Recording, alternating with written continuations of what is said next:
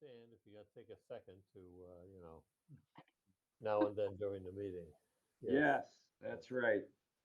Okay, well, I think we're let's good. get underway. It's 7:01. This is the March 6th Planning Board meeting, the town of West Newbury.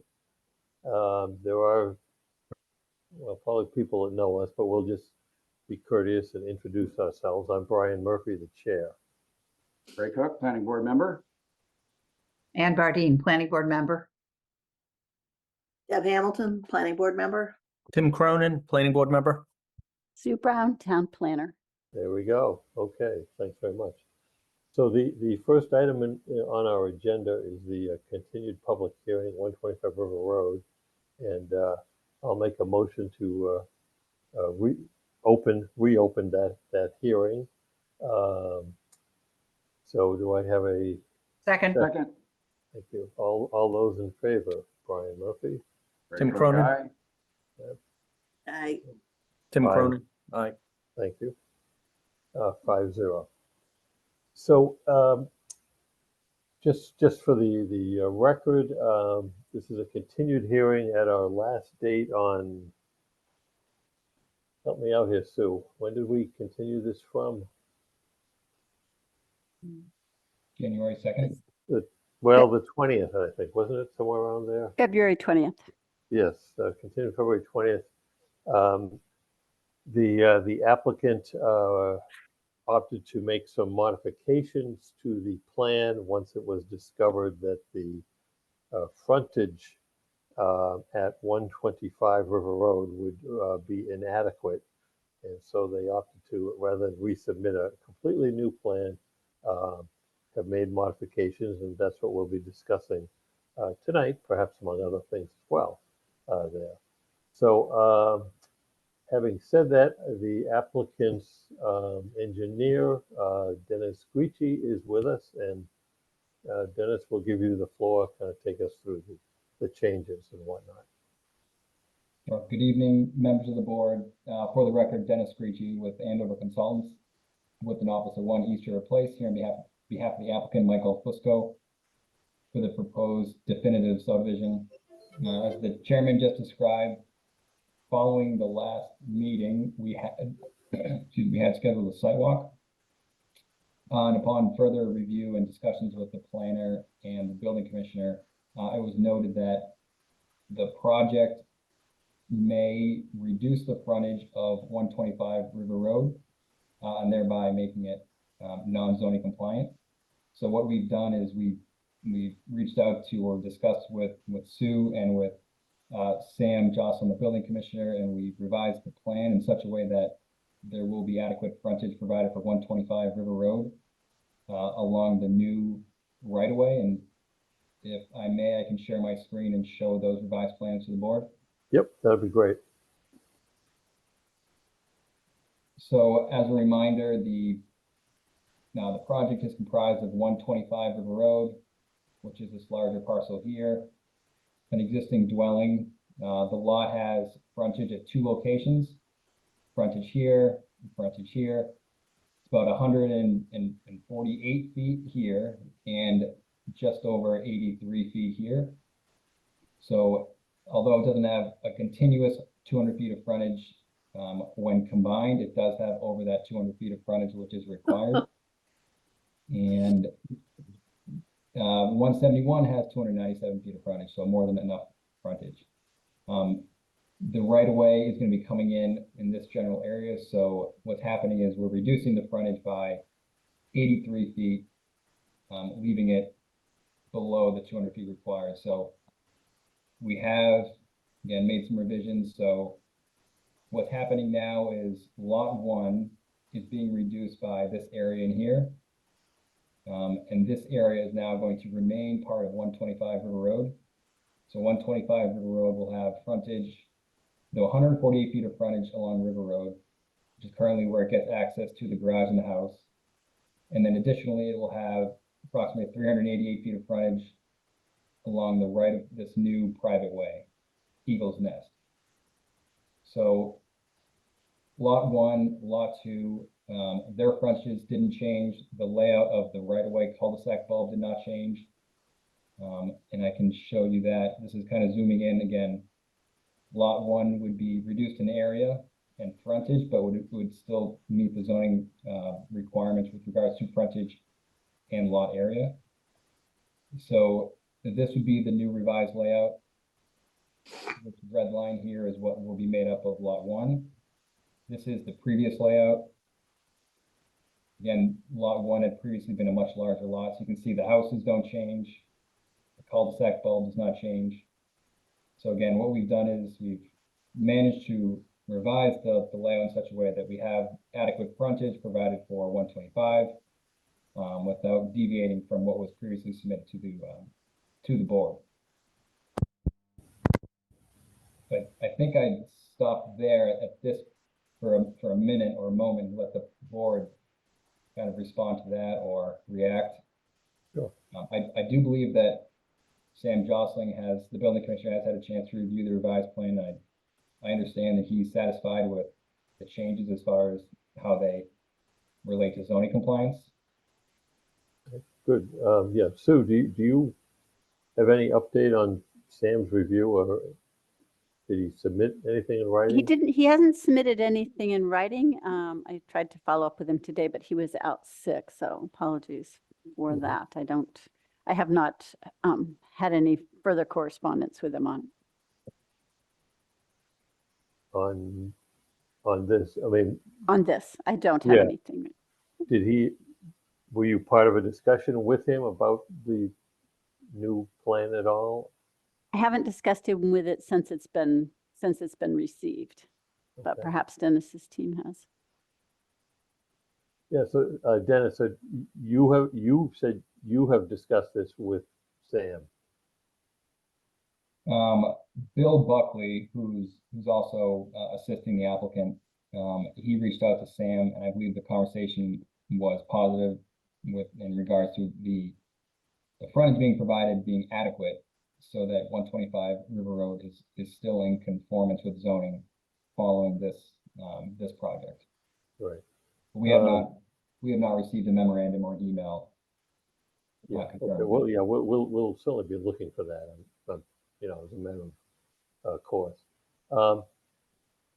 You have a very small opening there, and I know that it's 40 feet, and that is in our bylaws as a minimum. Is there any reason it was, when you talked about the lot 1 being smaller, I guess I'm confused whether you could have made lot 1 bigger by going further back or whatnot, but maybe just explain your thinking in that, because that was a much bigger lot. It had previously been a much larger lot. So if the board is not aware, so the Mr. Fusco, who's the applicant, will be building a house, planning on building a house on lot 1. Right. This is his mother's land. I think the thought was to preserve as much as possible and use this area. Right. With the reconfigured lot lines, I understand, Mr. Fusco will still be able to enjoy this land and all the paths connecting to his mother's property. Right. Yeah. So this line, for all intents and purposes at this point, is just merely a line on paper. Mr. Fusco is still going to be, walking the paths and visiting his mother. Yep. So this was what we, again, meeting the zoning bylaw standards as you stated. So the 40-foot was something that we were aware of. Yep. To make sure that we met that. Okay. All right. So, let's see if other board members have questions for us before we move along. I do. Yes. So the new lot line in that plan that you're showing there, actually zoom right in there. It looks like it's impinging on the reserve septic. Is that what I'm seeing? And is that plan symbol edge of tree line? Is that what I'm seeing? Right. So this plan right now, we've modified the lot lines, but we haven't made any changes. We do have some revisions coming with the peer review comments, which we recently received. So we do have some modifications to make to the plan, but as far as the a general lot layout. We didn't want to proceed too much further without the board and Sue and also Sam being comfortable with what we're proposing. So this septic system does have to be 10 feet off the lot line, so that will be one thing that we'll have to adjust. And on a related note, we did receive, or I did speak to the the health director. So we'll be conducting test pits in the near future. That was one of the waivers that we have been requesting to allow us to conduct test pits following approval or condition of approval, but we'll be conducting test pits hopefully in the next few weeks as weather allows. And then we'll have a sure location for that leaching field. Okay, so what you're proposing here, I mean, would you still have erosion control going on to lot 1 there? Would you still be recreating the wetland probably in what is going to be now lot 1 kind of thing? No, not lot 1, the original lot. The The remaining area, that Right. is the remaining area. Yes, the remaining area would still be providing compensation for the wetland impacts. So even though it's called remaining area, there will be work done in that remaining area to make all this work. Correct. Gotcha. I mean, I suppose, I don't know if, I mean, what, if you're worried about the the work being done in the original lot, Ray, they could bump out the lot line there. I They mean, could, or, like he explains, I mean, I don't see a problem in it. I mean, normally we would expect all the new work to be done in the newly created lots, but in this case, as long as everybody agrees, what will yeah, not be, I mean, the line is nice and clean and neat here. yeah. I But don't, the septic will have to be set back. That's not, yes, yes. yeah, that kind of stuff. But yeah, we're not gonna miss that. Nobody's gonna miss that along the way. It's Yeah, just, and this plan isn't quite up to date. I get that. Yep. And I am pleased that you'll proceed with some tests, although with all this rain, who the heck knows but that's all gonna work. Yeah. It's what a year.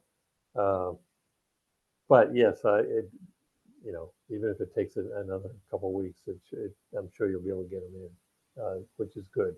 I'm glad they're working with you on that. Other comments from the board here just tonight? I've got a couple of questions. Sure, Deb. Can you create frontage on a private way?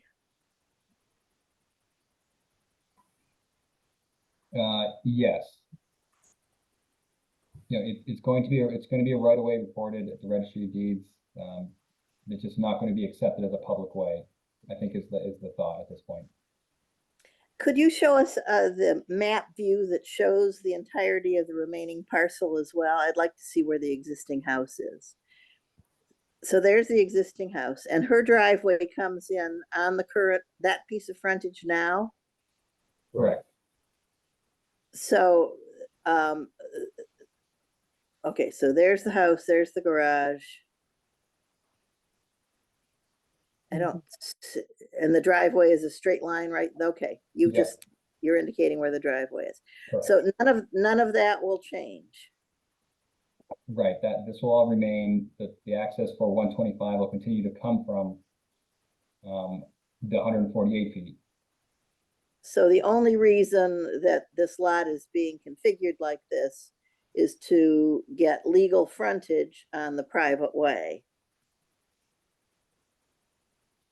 Correct. The interpretation from There the town is that the non-contiguous frontage does count towards the 200, so we're reducing it by 83.45 feet along this second frontage, so we're adding this frontage to it to bring it into compliance.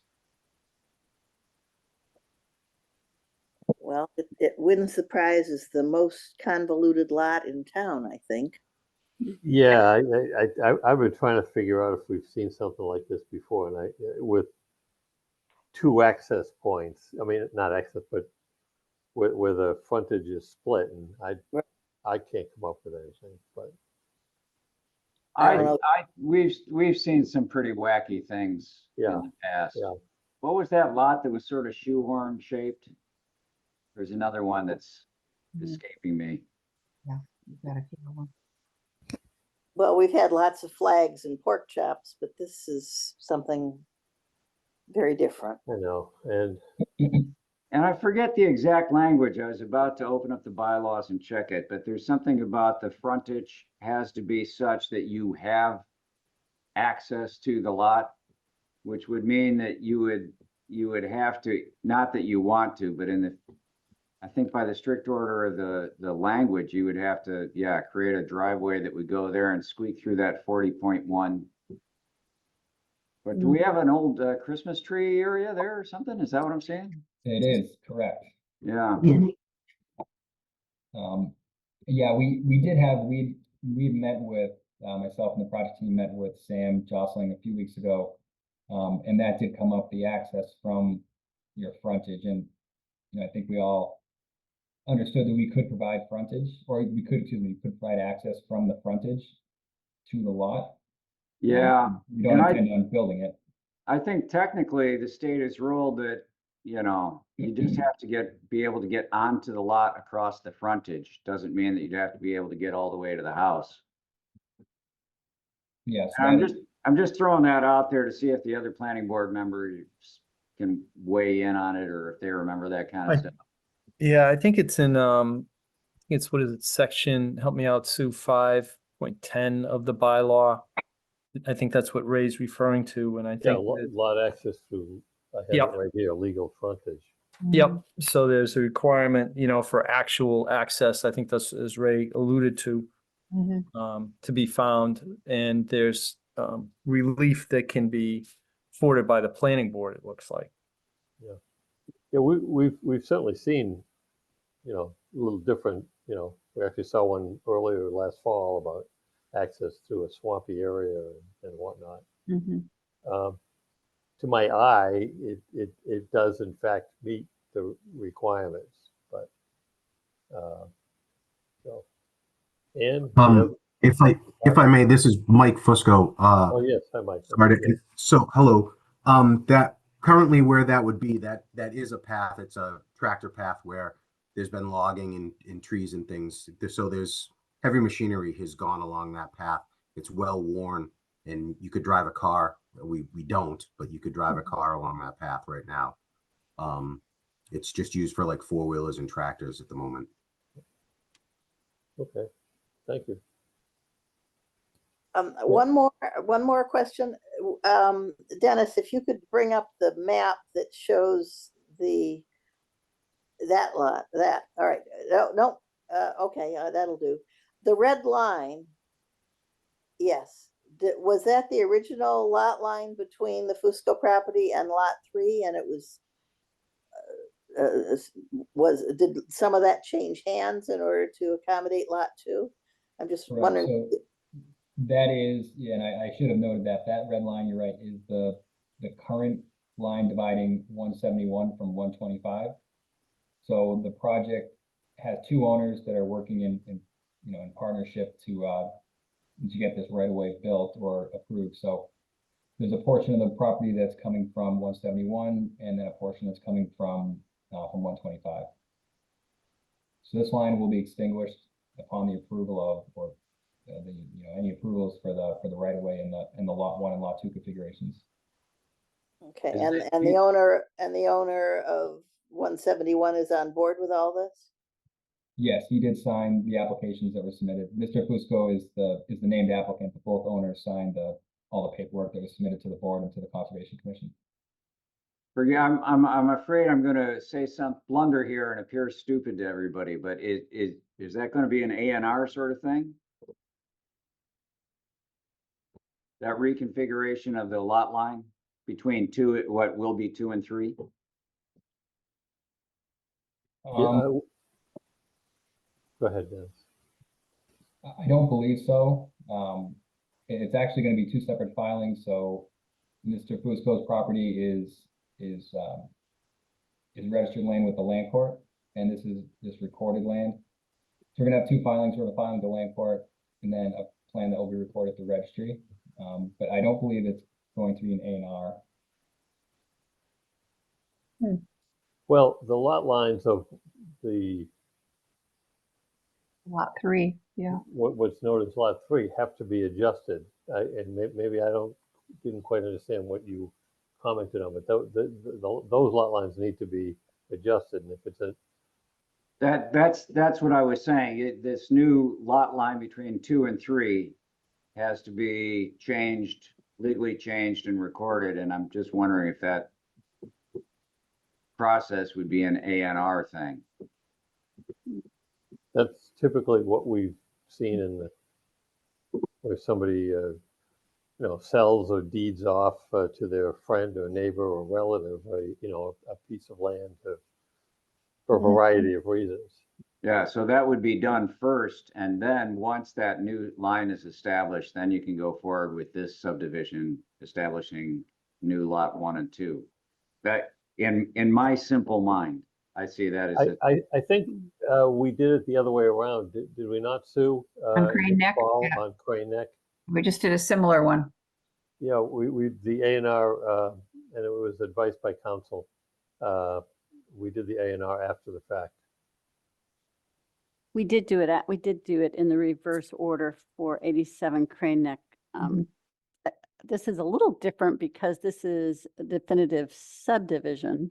Yes, And I'm Oh, yeah. wondering if the two lots can be combined and all of it is looked at as a definitive subdivision. So I think it's a great question that I would defer to Sam on, okay. or town Well, council. Well, we'll start with Sam before we Yes, Yeah. start do that. ringing the register here. Yeah. But I think it can be done. It's just, which one would come first and how it gets. Yeah. gets, Chicken or the egg. So that's if you could make a note of that for Yes. Sam, please.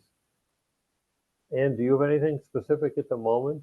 No, I was confused about this whole frontage thing, and I actually called Sue yesterday and got an explanation then. So although it seems very odd, I think that technically it does seem to meet the letter of the law. Yeah, it's nothing that we've come up. But again, that's we had Sam's opinion and on this, and so yes, I will want to see his written commentary about this for sure, and I'm sure that'll be submitted in due course. In general, Brian and others, as with Crane Neck Street, we're going to see more and more of these kinds of one-off types of attempts to develop land in town where there are lots of old, deep, big lots with unconventional access. So I just think this is another one.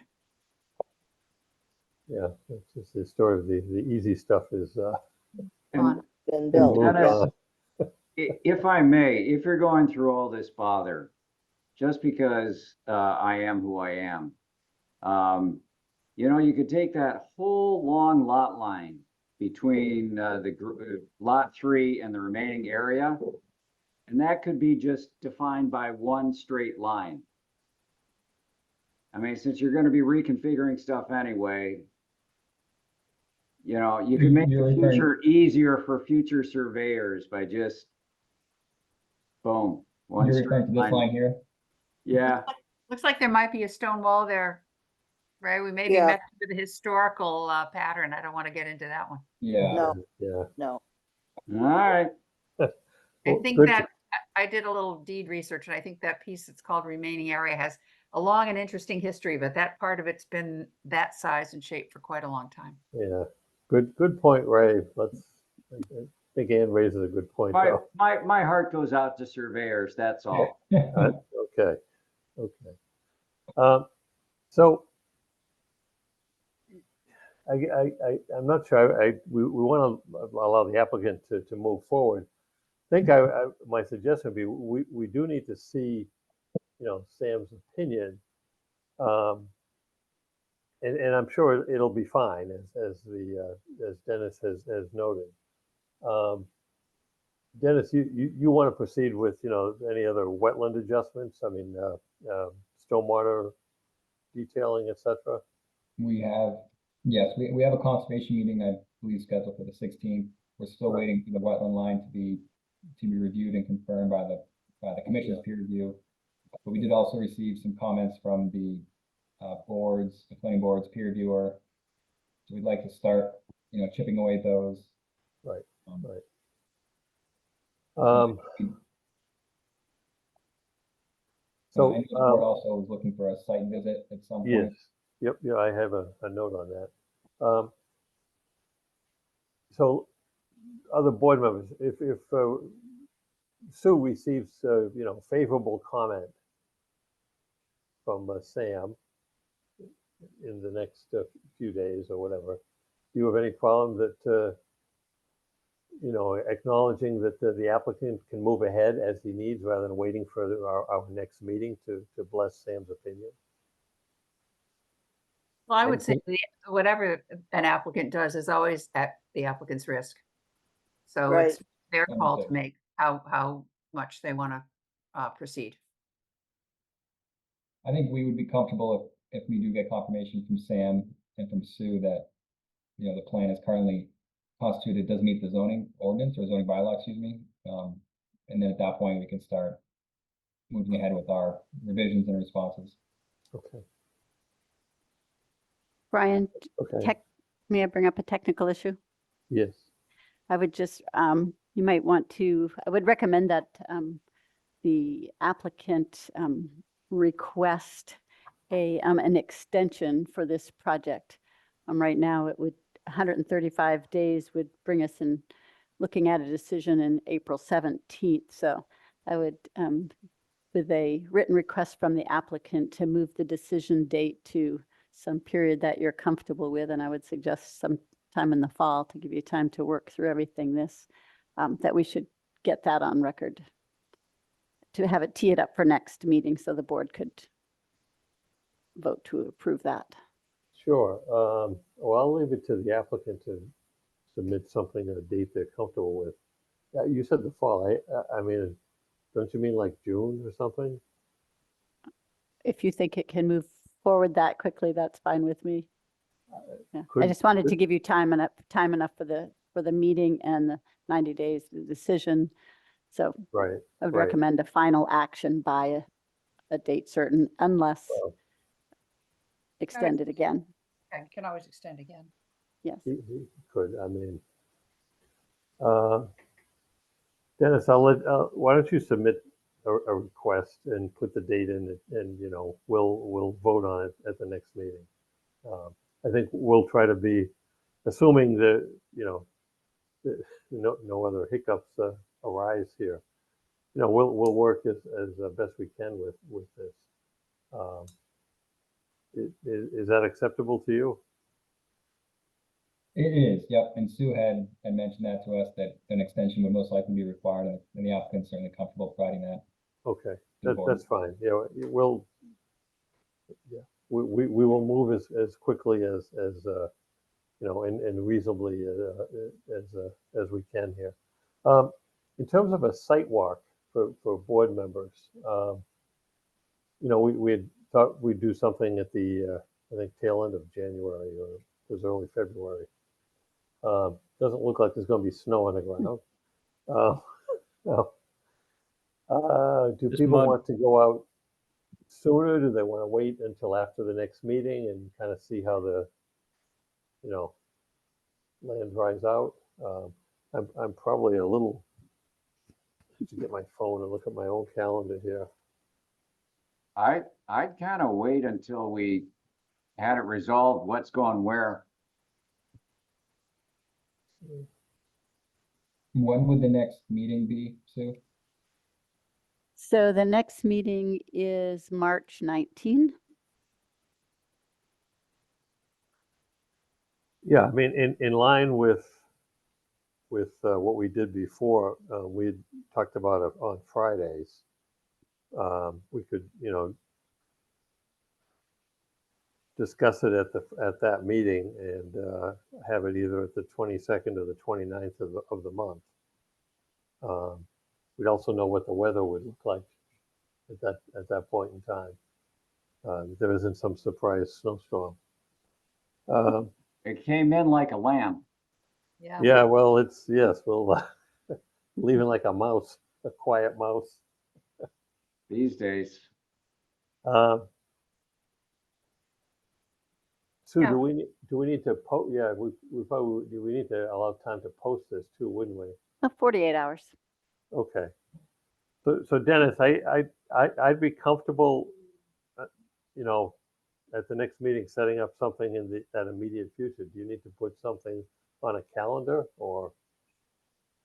No, I'm flexible, so if we want to wait, so we continue to the 19th, and we try to schedule a sidewalk for the Yeah, 22nd. I think that you know would be reasonable expectation. So So for the 19th, are we just hoping to get, and I'm sure we will, get some endorsement from Sam?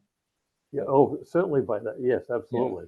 And some other update from you on something might be pertinent. There is a concern about the septic, and that may not happen for by then, or maybe even into early April. Kind of depends. Um, we had talked about whether you would need to readjust a lot line or something, but that, for me, I would want to see perk tests out there before without and not give you a waiver on that matter. So, and I think you're proceeding in that regard. We are, yes, that's in the, Dennis, in the could you bring up the map that shows the tentative septic systems again?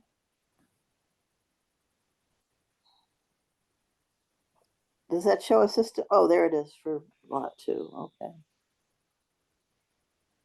And they may end up being fine, but who knows?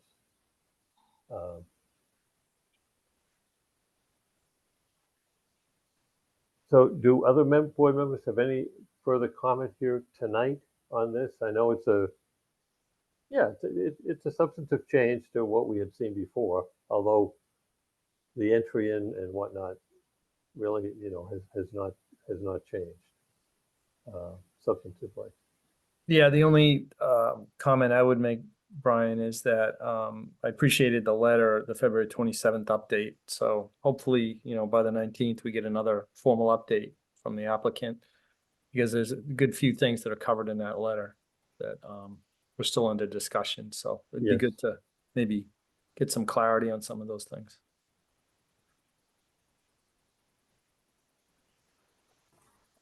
Okay. Anyone else? Okay, hearing that, I move to continue the hearing until, I think I said the 19th. Is that correct, Sue? Yes. Okay, until the 19th at 7 p. Oh, wait a minute. Don't we have that hearing? We have You have the hearing at that meeting as well. that's right. What's our best guess? An hour for that? Maybe we should first, this might only take half an hour. That one is already scheduled Oh, for it is. 7. Okay, so And you always have the option to continue that hearing like any other hearing as well. So What do you think we should set the time for here?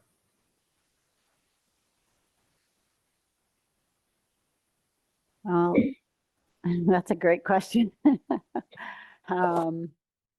We set it for 7:30. I mean, we could be chatting for another half an hour. I hate to have Dennis just kind of. Yeah, no, I think 8 o'clock would be probably a minimum. Okay. Yeah, Dennis, it's the MBTA communities zoning, the public hearing, and your guess is as good as mine is some questions and whatnot. So, yeah, let's set it for 8 o'clock on the 19th. So I move to continue this hearing to March 19th at 8 p.m. Second. All those in favor, Brian Murphy Tim Cronin? Aye. and Deb, 5-0. Good. Okay, Dennis? Thank you all very much. Progress. Thank you. Okay, appreciate it. Okay, folks. Let's see. Okay, the next item on the agenda is 519 Main Street, otherwise known, it's the former Deer Run, it's Major Boy Drive. Sue, why don't you give us an update and the request from Michael Crow? Certainly. So, as you know, Mr. Crow is looking for release of Lot 4, which is Unit 1 and 2. He has gotten peer approval for the interim as-built plan on the roads, and he has paid the fee to the Affordable Housing Trust. Is all up to date, and has submitted additional funds for additional peer review. So you have in your packet the Form J, that certificate of performance, which will release that. So he's requesting a vote on that tonight. Is the form filled out or is it just, was it? I It can't is, remember. yeah, it's all filled out with the exception of, depending on your vote tonight, we'll just need to come in and have signatures on it. But it is filled out with the appropriate book and page number for both the covenant and the plan. And I double checked those and sent those to you today, Brian, so make sure you could double check my my numbers. But Well, unfortunately, my being in that's transit okay. from Florida today did not allow me to No double worries. check your, Yeah, no worries. I've double checked them, but okay. No, I'm sure. So before we go to that and then and a vote, board members wish to discuss this. Hello, Michael Crow. How are you? Good evening. Can you hear me? Yes, Yes. yes, yes. Great. Did anybody wish to comment or have questions about the, Just, I guess I just would, are both the units under agreement? And this is in anticipation that they're going to be closing soon. Yes, both the addresses is number 1 and number 3 Major Boyd Drive. It's the first building on the right. They're both under agreement and scheduled to close March 30, April 1st. There may be a slight delay in 1 or 2 just from a paperwork standpoint with the buyers and their banks. But my hope is within 30 days, they'll both have transferred. good, very And then are good. you moving apace on construction of the next buildings? Yes, the old house, which is number 5, is they're starting sheetrocking. All the utilities and plumbing and all that has all been done. The attached house to it, number 7, is framed. The roof is on. They've started interior. Both of those are also sold and under agreement. Great. Wow. And I put footings in on 2 and 4 as of started today. And those are both under agreement. Wow. So 6 of the 8, I haven't put the last 2 on yet, but I am intending as soon as the foundation on 2 and 4 is in to cut the driveway back to the 6 and 8, the one behind the existing house, and get that foundation going in the next 6 weeks. And when that happens, I'll put it on, and I anticipate it'll go equally as fast. I sold all 5 of the 6 within a 7-day period.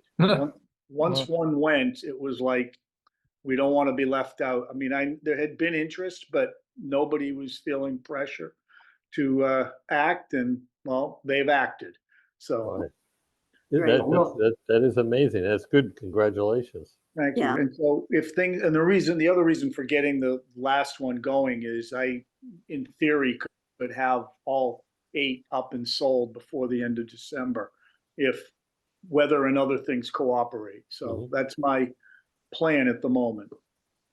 Well, speaking of the weather, I've been keeping an eye on the project since I live pretty close to it. And despite all the wet weather and everything, all that has worked well, all that infrastructure. So that's a real test. I would agree with you, and obviously I kept close look on it all last summer during those incredible rains, and you know, it is helpful that it's a fairly flat site, so, but it was designed appropriately, and I don't believe there could be anything Mother Nature could throw at it that would Oh, make don't, it, no, What? stop, Yeah, no, I believe in the science. I don't believe in jinxes. I've always Okay, felt all right. they somewhat over design in some cases, but the over design is for a reason. So, no, but it's going well, and you know, very shortly it'll be behind us. I mean, there's not a lot from the street point that's going to change much in terms of looks once this next house goes up. But and if you drive out there, I don't know if you've noticed it's a complete single family house effectively that's attached to number 5. But you don't really see it other than a little bit of the roof line above it when you're driving out there because it's at a 90-degree angle.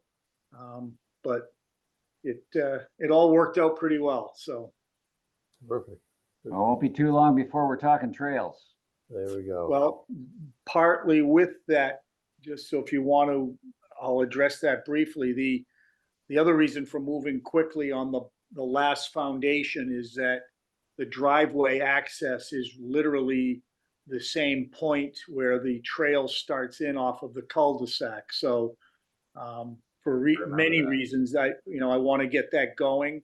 And the leach field for the 2 and 4, the one I'm putting in now, is down behind the power lines. Right. And that trail mirrors pretty much where that line will be running. So it'll almost be kind of jointly during the course of the summer as I complete that, that trail will be in really good shape by the time that house is ready to be sold. Great. Which those are scheduled for sale by the end of September. So, you know, again, within a 30-day reason of being able to keep on that schedule. So by the end of the fall, I would hope and anticipate that that's all done.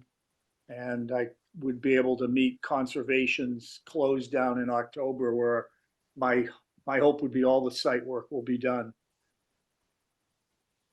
Terrific. I Sounds just very had a good. quick question on the sale prices, Michael. It's 875 is indicated for these 2 units. So they both were sold at the same price. They are under agreement at the same price. Is that it? Yes. Okay, and then I don't know if it's really relevant, but are the other units also offered at that same price or? No, they're different prices. Okay. They're all slightly different, but you know, when I pay the fee, it's, you know, ultimately it could change, but I don't anticipate them changing before the recorded deed, but I'm close enough on these 2. So, I and see. if the others don't change, that some of them one is a little less, but the others are higher. And I expect the ones on 6 and 8, the last 2, to be a bit over 900. A couple of them are 899, one's 905. But Oh, okay. you know, so the next Wow. 2 units will not be paying a housing fee, numbers 5 and 7, because those are the existing first 2 Yep. units. Right. And then Okay. 2 and 4 have tentatively at this point sale prices of 899. That's what they're under agreement for. And I would anticipate the other 2, assuming that when I get out there and get that driveway cut in, that there's no compromised view with that stand of trees there, because that's my primary concern to maintain. There's a stand of trees out behind the house that block the power lines for a lot of the view. Right. Those Yep. may be in the 9 1/4 range or something possibly, but Yep. Otherwise, it's a great view actually off the back of that. yeah, well, it's still a beautiful trail too. I go out Yep. there occasionally, and it's once you cross the power lines, you never know if you don't turn Right. back. You know, Yeah. it's really nice. Yep. Well, good. Could Okay. since we have this discussion, ask, because I'm going to be doing this again, and I appreciate that you guys have been flexible in the way this project has gone in terms of me building, and I will be putting some street trees in during the course of this summer, sooner rather than later.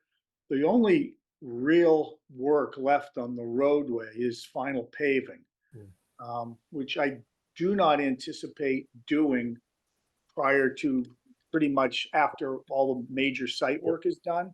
So if things go well and I'm just working on the prop, you know, I would like to do it for the end of the fall. And if I do that, then there's very little, you know, per Meridian's review, there's very little that'll be done. But I would, and again, I can come back at a meeting in sometime in May or early June to get released. But the next two, I would hope that we could do the same thing here, release. And then when I get to 2 and 4, I'll be paying another hefty fee on the housing funds.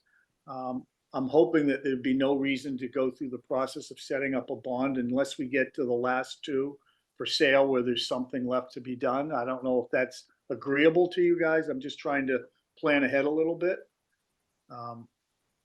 Because I know obviously at the end, if I sell the last two, if there's something done, you're going to want some sort of bond established to hold for any future work if there wasn't needed to be any. Yeah, we typically would have something, and if you're talking about the paving, or if there's some other minor, we've done it. We'll release in due course. We don't keep the stuff for years, but I think you should probably plan on that. I don't know how, and we'd use Meridian would kind of help us to figure out what a number that's, a fair Correct. number. No, I realize if the paving's not done, absolutely, I would Yeah. expect that. I was just hoping that we don't need to deal with it before we get, at least past the next two, and then, some point in the fall, address that, but whatever, Well, I'm just bringing it up yeah. because, You would still have the last. You still have the last. Are you talking about with the last two?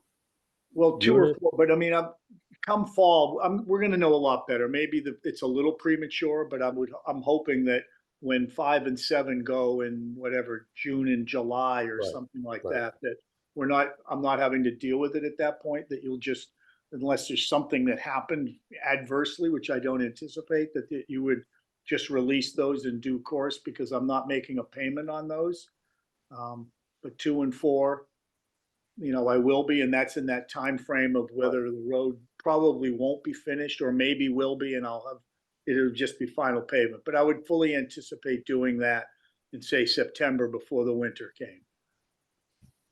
But Yeah, I think it sounds reasonable. I think we certainly get an opinion from Meridian, but other board members ever thought?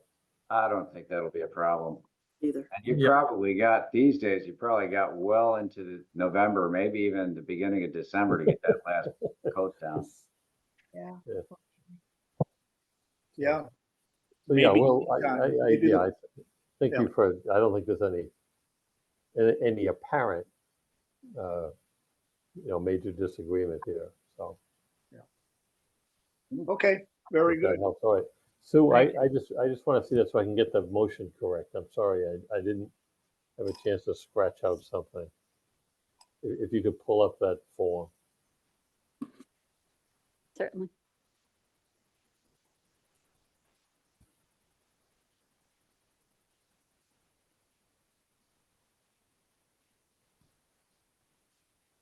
Oops, let me know if you can see it. Just a little bigger. Is this the one you were looking for? Yes, yeah. Yeah, that's good. Need to see the beginning though, Yep. Let me just, a little up there. whoops. There you go. Okay, so.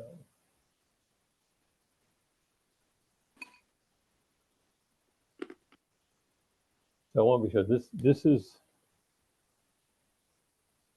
we're talking about what's units 1 and 3, but this is in what's known as lot 4. Is that correct? Yes. Mhm. Okay. Right at the bottom, it says lot Yeah. 4 as I'm shown sorry. on the Yes, plan. yeah. That's what I was just. Yeah. Yep. Yeah. Okay. My eyes missed that. I didn't get down that far. It's okay. Okay. I just asked who named the street Major Boyd Drive? Who was Major Boyd? You guys did. Yeah, It's either the his historical commission or who is it that does it? Somebody. The Historical Commission came up, that we defer to the wisdom of the folks in town and on the last few streets that have been named and Would you like to hear his history? Yeah, Yes.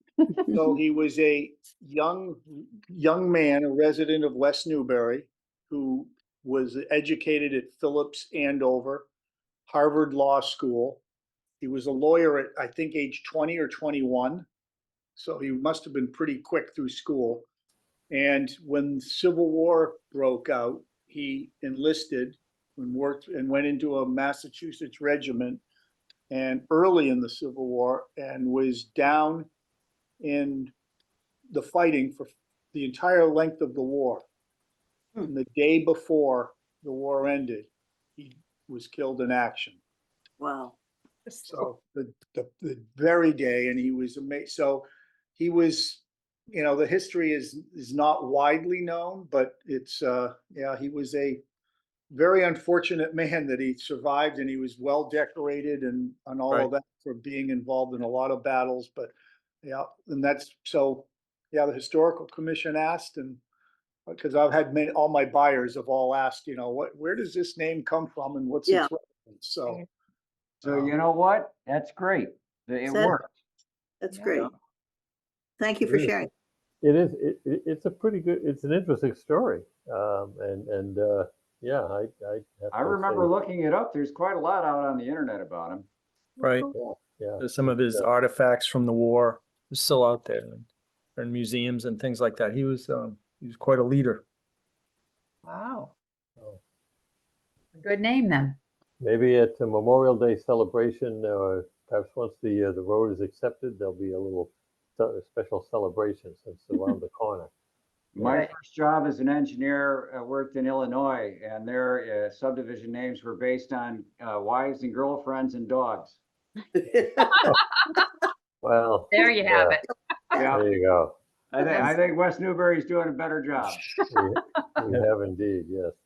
All right, I move to release the for the project of Major Boyd Drive, also known as Deer Run Place, the definitive subdivision plan. I move to release Lot 4, shown on the plan, now known as number 1 and number 3 Major Boyd Drive. Second. Does that work for you, Sue, Yes. in some fashion? All right. Further discussion? Hearing none. Brian Murphy, aye. Ray Cook, aye? And Tim Brenda. Cronin, I. Deb Hamilton, I. Very good. 5-0. Any approval, and we have to come in and sign, so you'll let us know when that's ready, Sue? Be Yes, right back. yes, it will be ready. It'll be ready tomorrow, so I will have it here for your And signatures. now what about, can you leave it in the lobby? I'm not gonna be able to be over there tomorrow, probably. Yes, certainly, and I will be gone after tomorrow for a week, so I will certainly leave it in the lobby for you. Yes, that'd be great. Okay. Okay, so, and we should thank you, Michael, for the contribution to the Affordable Housing Trust. You're very here. welcome. Hopefully they We- get to put it to good use. Right. Well, we'll, I'm sure they will, yes. All right, you take care. We'll be seeing you again soon. Right. Thank you very much. All right. Thank you. Thank you. Good night.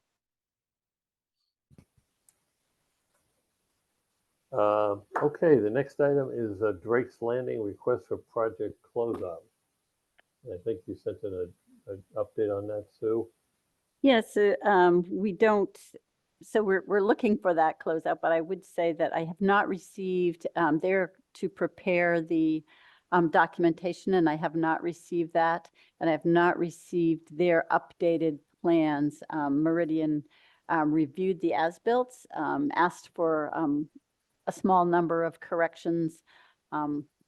They anticipate making those and submitting the documentation, the release, which we will also, as is your custom, have town council review, and then we can vote Mhm. on it. So it was just on there because I wasn't sure if they were going to have provided that, but we've not received it yet.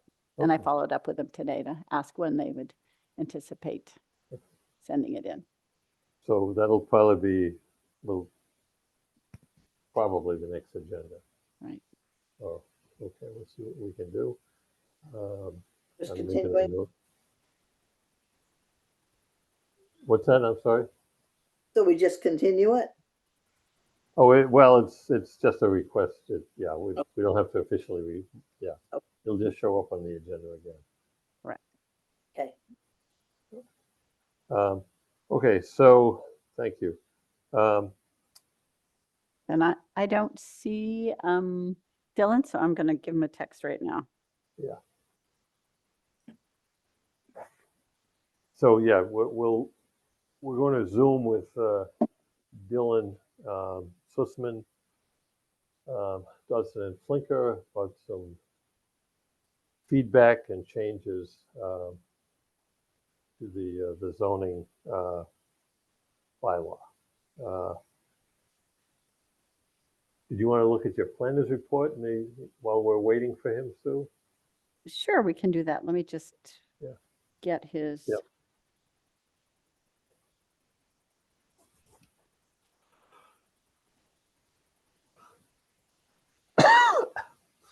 Be right back. Yep.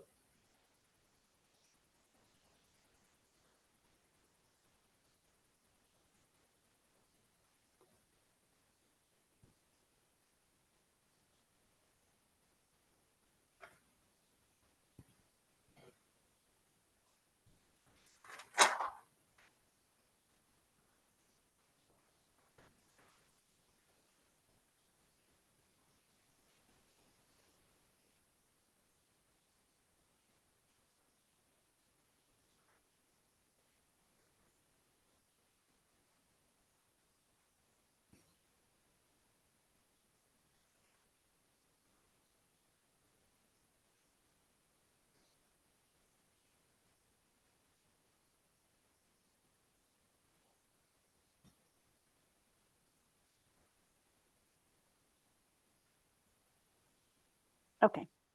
I have texted him. I expect Yep. that he'll be here shortly. Yep. And let me just pull up the planner's report.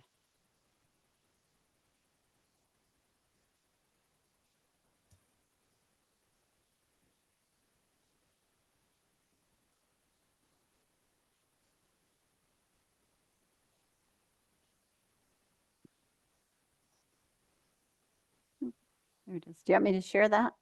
Sure. Yeah, please. Sure.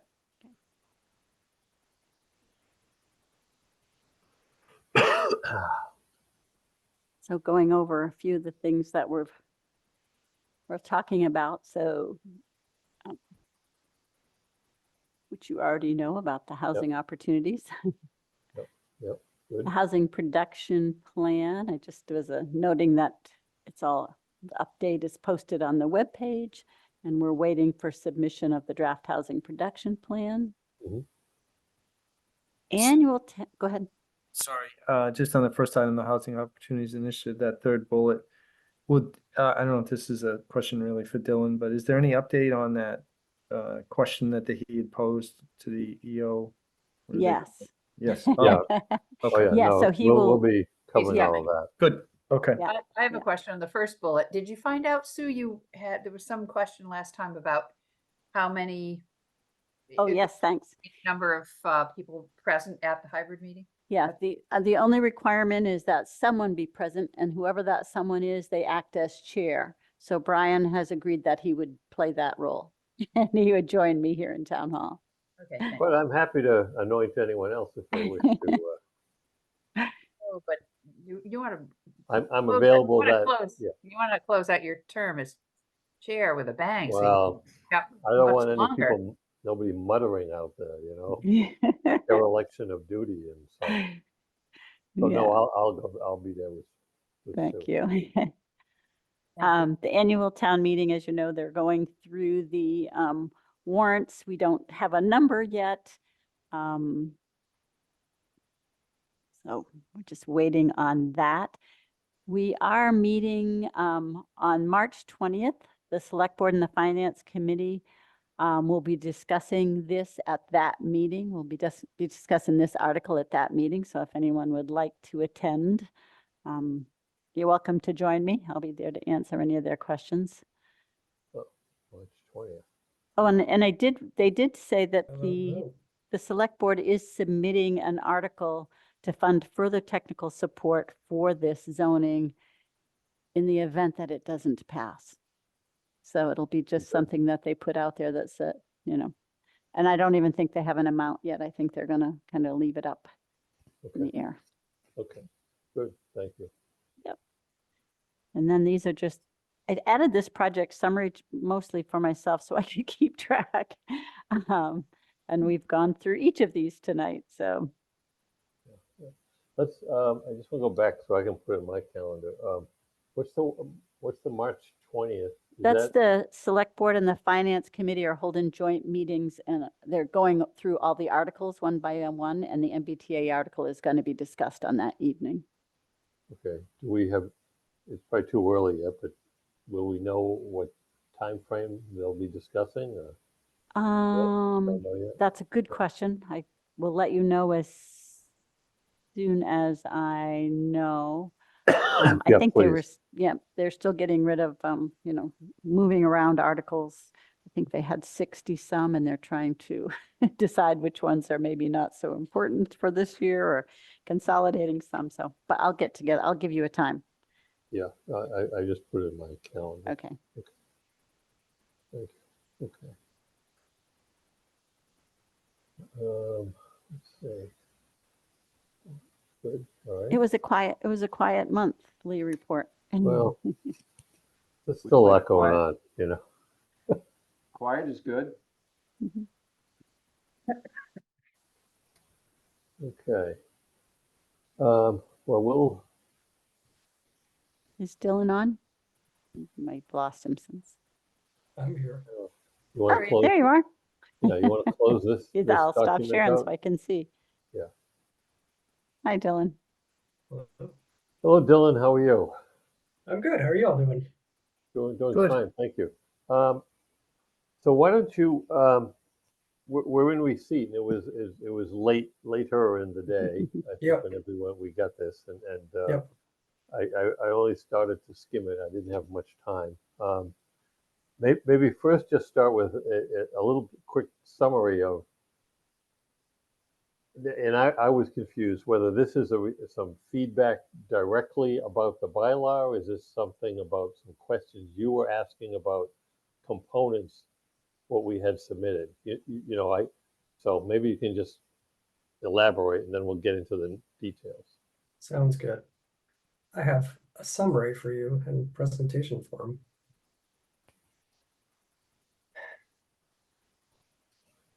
You all see that? Yes, Yes, now you yes. can. Yes. Okay, good. Let's see if I can get it to advance to the next screen.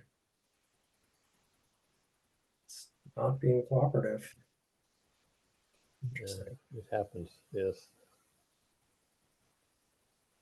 I'm using two screens, which I don't usually do on my computer at home. How about now? Yep. Yes, advanced. Yes. Great, I went too far. There we go. All right, now we're rolling. All right, so the changes come from three sources. The first is feedback from the municipal law unit. So Sue had sent the draft to them, and they had just a couple of questions or comments. So that's the first source. The other source is conversations I've been having with EOHLC on two different streams, basically. One of them is trying to get information from them about what they're seeing that are problems in other communities' bylaws as they work through them.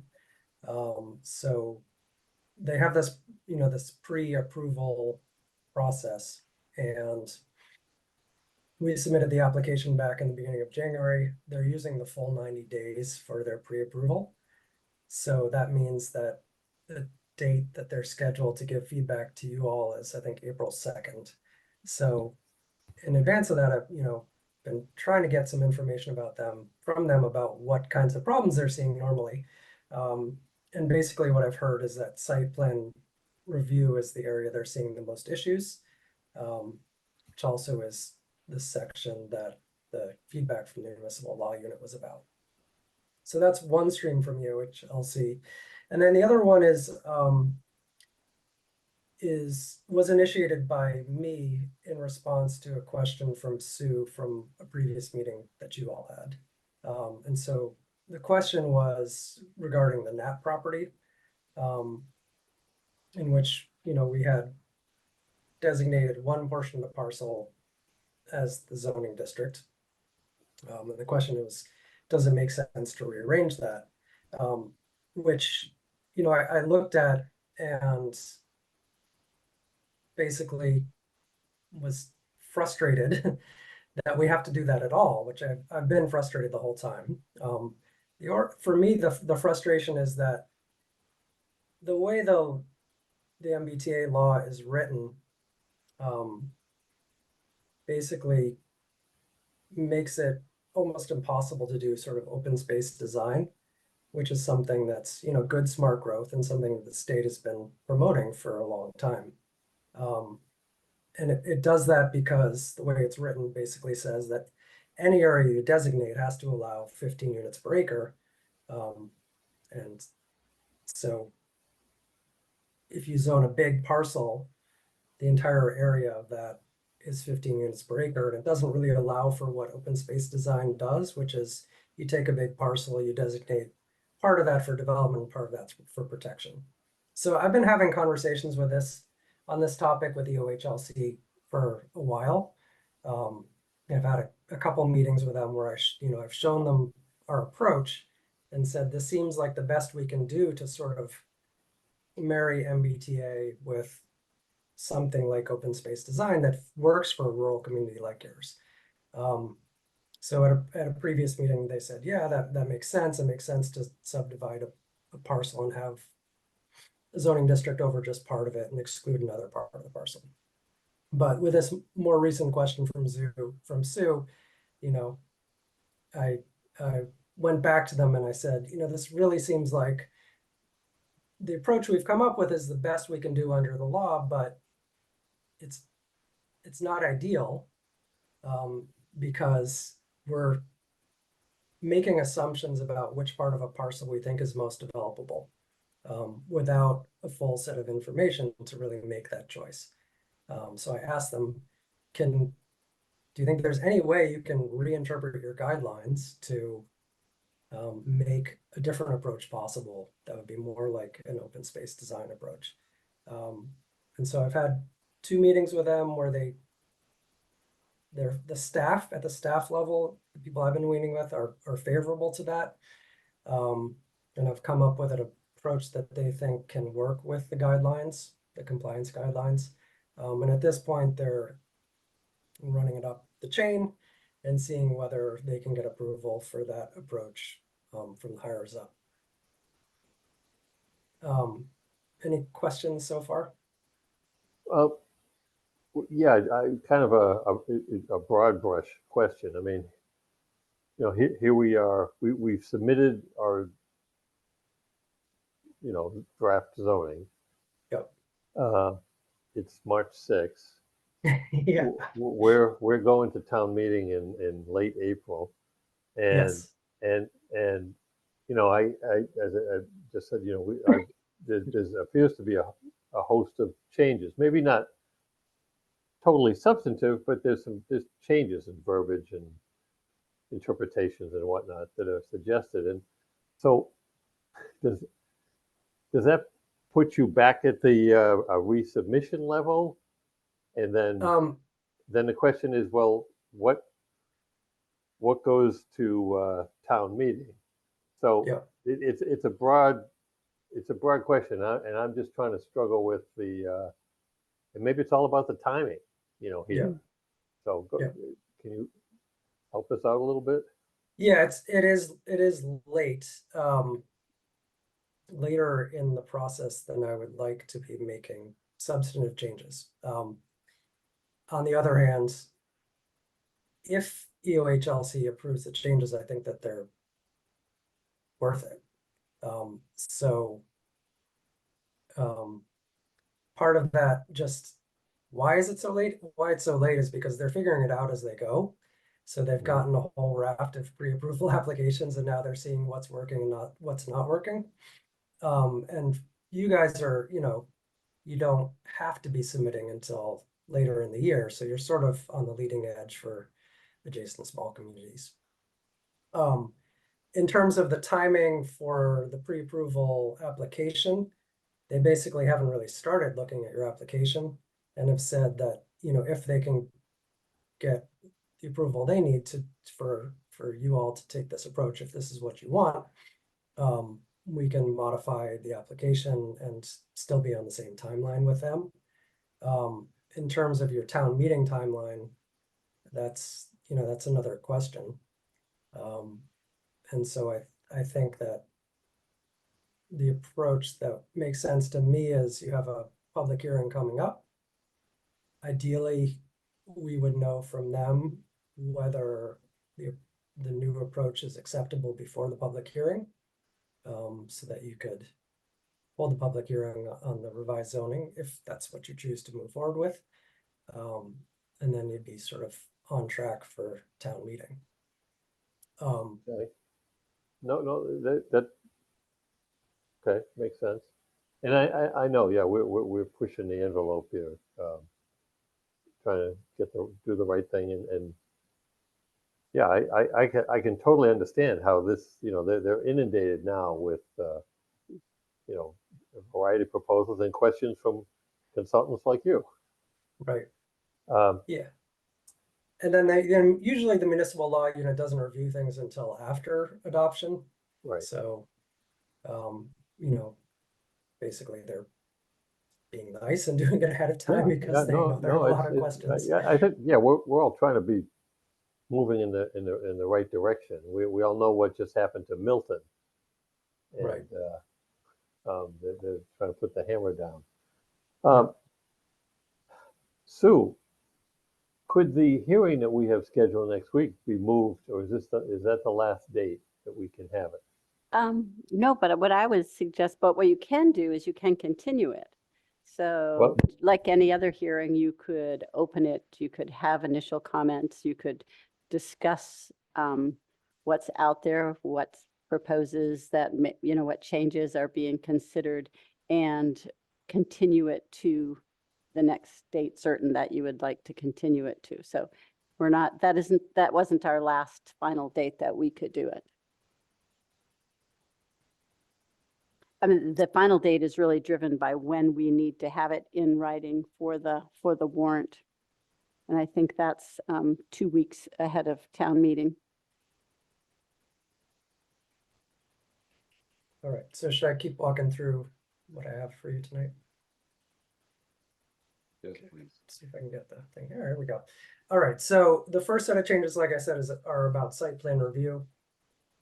So municipal law unit said that most communities are encouraging pre-application conferences instead of requiring them. Your current site plan review section requires them. When they say that most are encouraging it, I guess I interpret that to mean you should change this, although it's not entirely clear to me how that impacts, by right projects. But so I changed that to say it's encouraged and not required. The other comment was about the section about denial. So your current site plan review section does not have it doesn't allow denial. When I wrote the, I'm having a little hard time hearing. you're having a hard time hearing me? Yeah, there seemed to be some interference there. Okay, let me know if it happens again, and if it happens again, I'll unplug this thing and see if it's better without it. I was hearing it as well. So when I wrote the site plan review section for the original version of the bylaw that you guys have, I added a denial section, which is consistent with this case law. The municipal law unit thought that the wording that I used in the denial section wasn't exactly consistent with the case law. So I've revised it to try to make it more exactly consistent. I've spoken about this topic with EOHLC, and they've told me that they think that having a denial section is acceptable. So again, the language from the municipal law unit wasn't entirely clear as to like, you have this wrong. It was more just like, this, I'm not sure this is consistent. Exactly consistent. All right, I'm hearing that buzz, so I'm gonna switch. Ah, strange. Can you all hear me now? Yep. Okay. Oh, it's back. Yeah. I'm hoping it's not me, but it maybe is. Maybe it would make sense for everybody else to mute just to make sure it's not somebody else. Oops, I was on mute, but I suggested everybody else mute, so just in case it's one of us. So I'm muting. All right. Suddenly so quiet in here. So, and then the other thing is the topic that I mentioned earlier, which is from EOHLC about projects. They've been finding that site plan review sections have criteria that they don't think are objective. I haven't seen any examples of criteria that they do think are acceptable in site plan review sections. And they weren't able to offer any examples of things they thought were acceptable. So it's a little bit reading into the tea leaves here, but I think that the criteria in your section might be too subjective for them. So in the revised section, I've basically exempted the projects through the overlay district from having to comply with what you actually call guidelines in your site plan review section. So that's the change there. The development standards in the overlay district still apply. It's just there were a set of exterior regulatory regulation guidelines as well as guidelines within the site plan section itself. So that's that set of changes. And then, as we were discussing earlier, there's the new approach to oversized parcels, which I'm calling version B. So the approach is to zone each full parcel as a subdistrict. So the entire NAP parcel is one subdistrict, the entire done parcel is one subdistrict. Or if you choose to just go with, one of those parcels, it would be just one of those parcels. So that's shown on the right. Highlighted in blue are the two subdistricts, and then on the left is the map that was the previous version or the version A, in which you can see the done parcel, a large portion of the field sort of to the west or south of the parcel is not included in the district, and on the NAP portion, some of the front along Main Street, the field heading towards the village center is not included, as well as some of the back of the property that's largely wetlands and floodplain. And so just to review, the reason that was done is because under the standard interpretation of the guidelines, as far as I could tell, and the OHLC agreed, anything that was included in the district would have to be zoned for 15 units per acre, which means even if it's not really developable, the applicant gets that additional density. If they reinterpret their guidelines, then we can zone the entire parcel, and the applicant would designate a development area of their own choosing within the parcel. And the remainder of the parcel will be designated as for protected open space. So similar to your open space design section, OPSD's section. And within the development area, there'd be a maximum of 87 units, which is what's required by the law. A maximum of 15 units per acre of developable land, which is required by the law. And then I'm suggesting a maximum of 9 acres could be included in this designated development area on the Dunn parcel, and a maximum of 8 acres on the Knapp parcel. And only one development area could be allowed on each subdistrict. So And there then might it's- be language in there about that acres being contiguous or something. Yeah. Right. Yeah. Yeah, I mean, that's the idea of only one development area is allowed per sub-district. Yes, what I'm suggesting here is something that would be sort of redundant, but No, it may not be redundant, so I'll make sure that it does actually say the word contiguous. Just making a note here. I like that word. I've always liked that word. It's fun to say. It currently says that the open space has to be contiguous. And so I guess the flip side of that is the development area has to be contiguous, but I can make it more explicit. So that's the basic approach there. And there's, you know, a page and a half of text in red lines about that.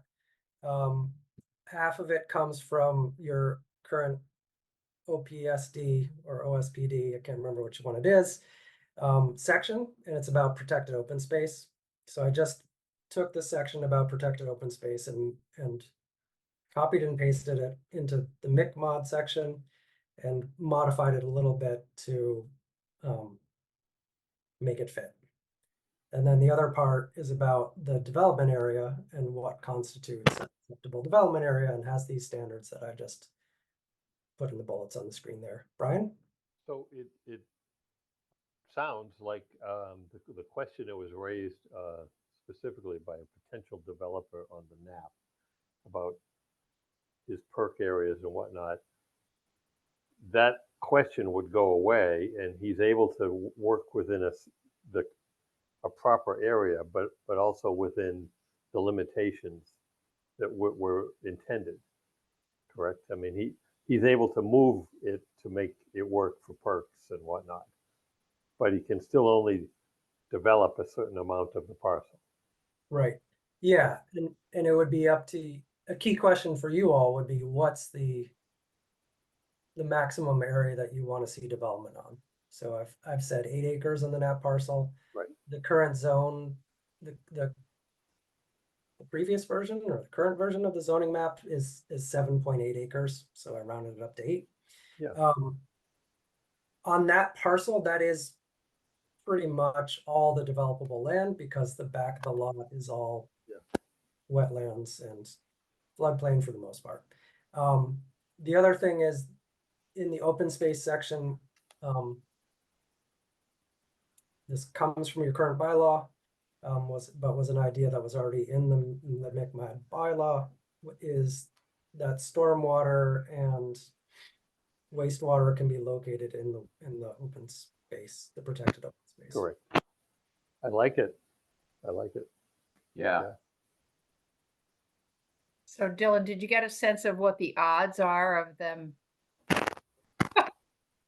agreeing to this? I mean, have other towns asked a similar question? I guess maybe that's a good place to start. I think, I don't know what the odds are. I know that the staff who I've spoken to think it's a good idea. And they think it'll help with the kinds of problems that communities like yours are facing with the law. So they see it as a good thing. But I think the question is, does the Attorney General agree? And maybe do, you know, the higher level of EOHLC agree? Right. So do I think it has a good odds? I guess I would say I think it has a good odds just because I previously went through something similar for another little wrinkle in the law, actually for you all, but you didn't end up using it. well, actually you are using it. So there was a little wrinkle in the law that would have prevented you from adopting two different areas that were not touching. And they reinterpreted their guidelines to allow that to happen, because it was obviously stupid that communities who were trying to do more weren't allowed to because of the compliance guidelines. So they agreed to that and got it through the process. So I'm hopeful that they will also be able to do this. I mean, logically, I would say, why wouldn't they? The outcome is the same, and the acceptance rate on the part of towns will be improved. But logic doesn't always Yeah, rule. yeah, yeah, and the development outcomes should be better as well. Yeah, true. Okay. So that's the proposal. I'm on screen. Well, I think that this is much better. All right. I like your version B. Yeah. Yeah. So you guys already agree, so I don't need to walk through the advantages. No, I'm liking this, and it's part of the process here as this thing moves along. And hopefully the state, they've given you indications that they like it, and I'm thinking we ought to move in this direction.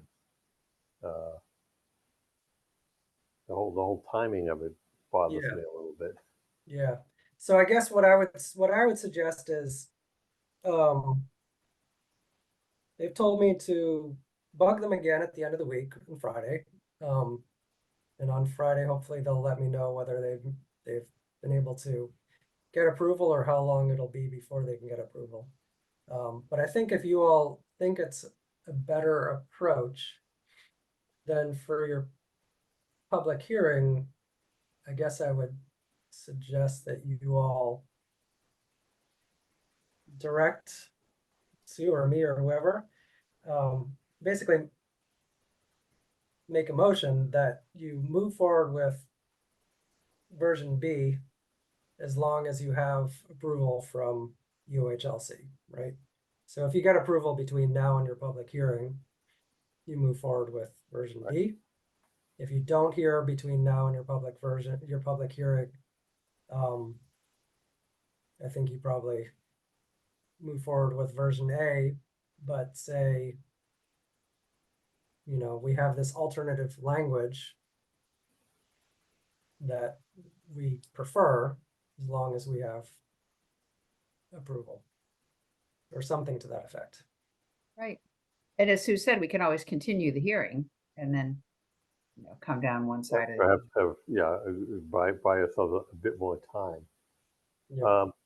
So I'm surmising that you want us to authorize a resubmission with version B. Yes, I guess so. I mean, if it sounds like you think it's a better approach, I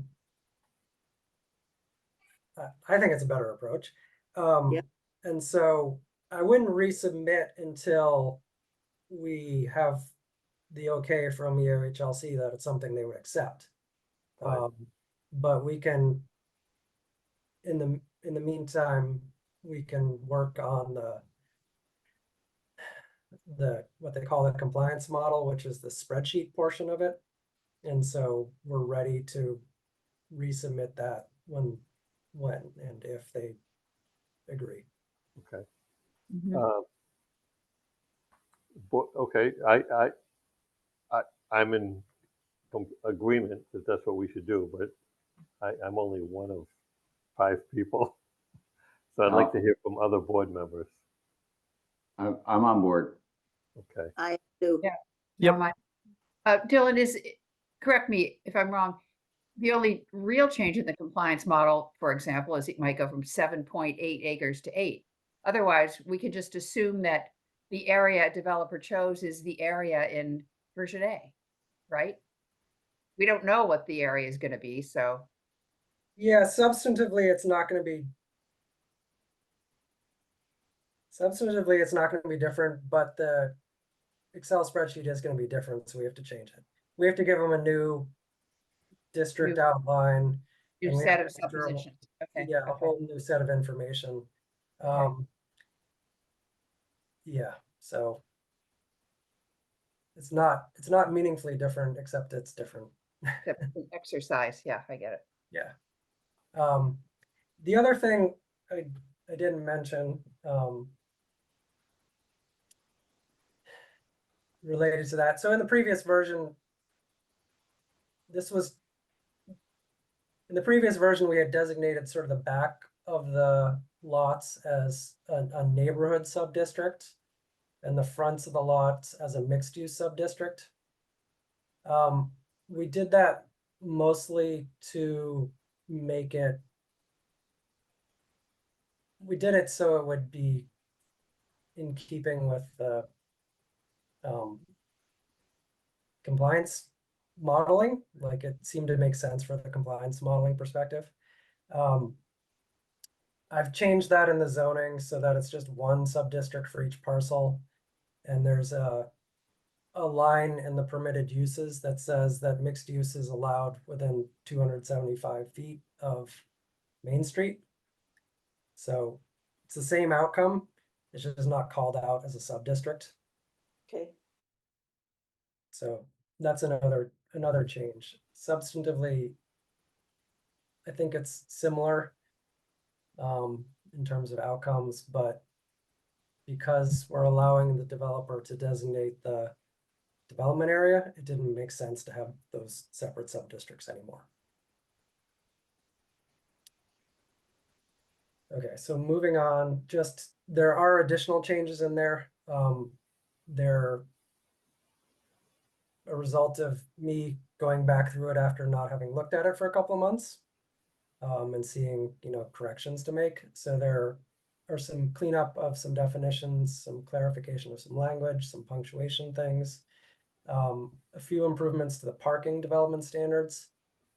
That's partially a result of having taken out or having unapplied your site plan approval guidelines.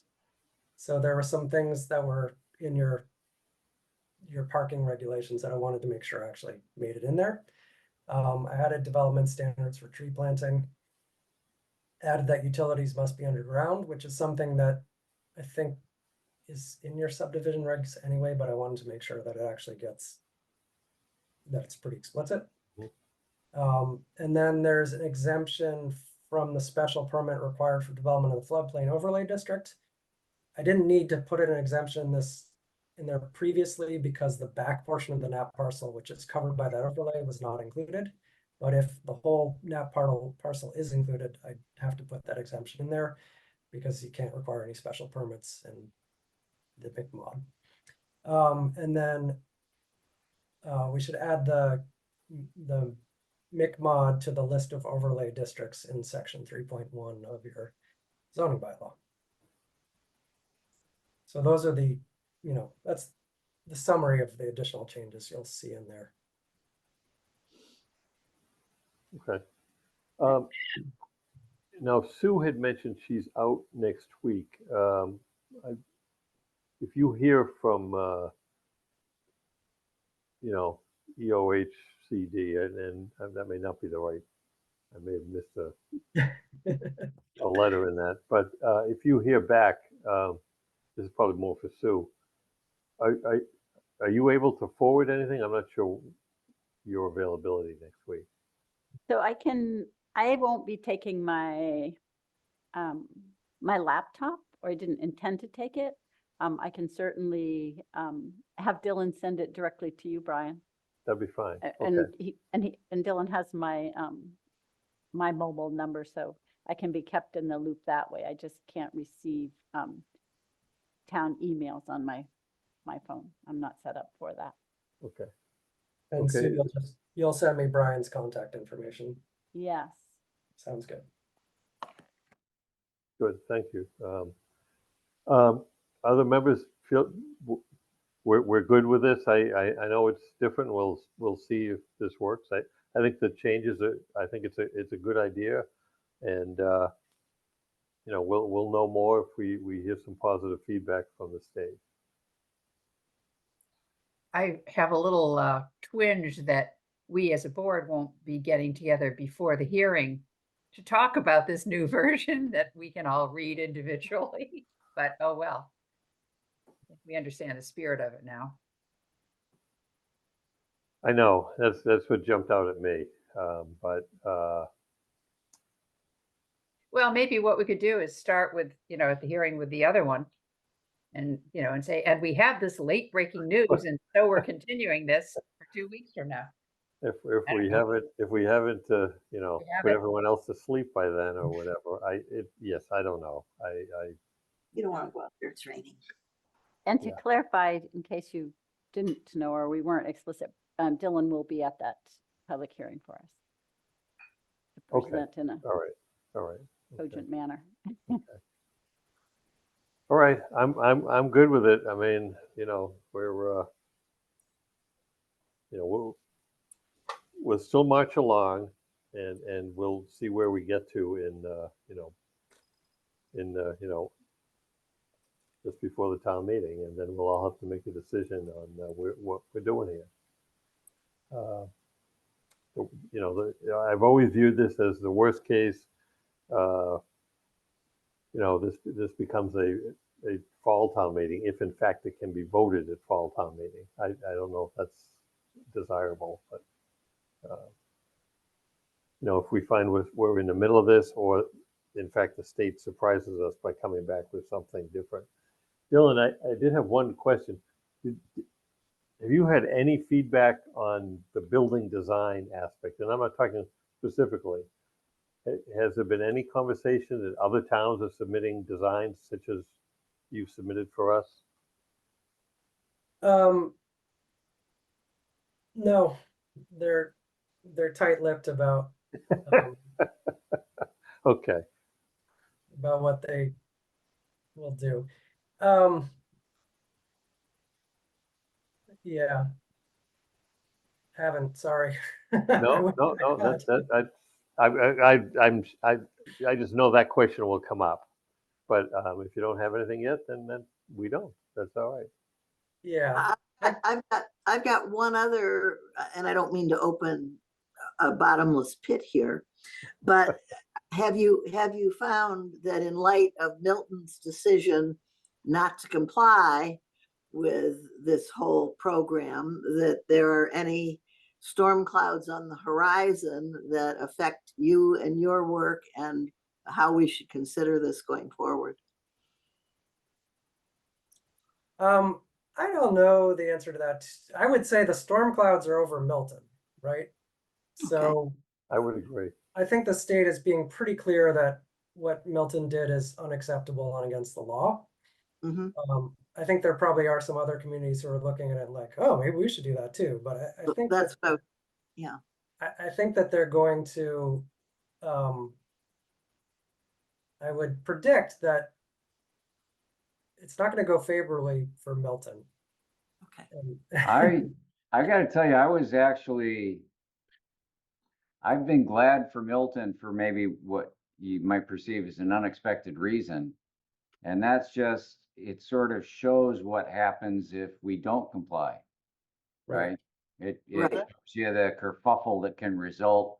And so we won't have to be explaining that maybe in quite as much detail as we otherwise would have been explaining it in town meeting. Yeah. Good point. Good point, Ray. That's right. It was going to happen to somebody, and at least it's not us. And Yeah. and I'm glad it happened before our town meeting. Yes. Mm-hmm. Because since the beginning of this, people have been asking, well, what if we just don't do it? Right. So. Okay.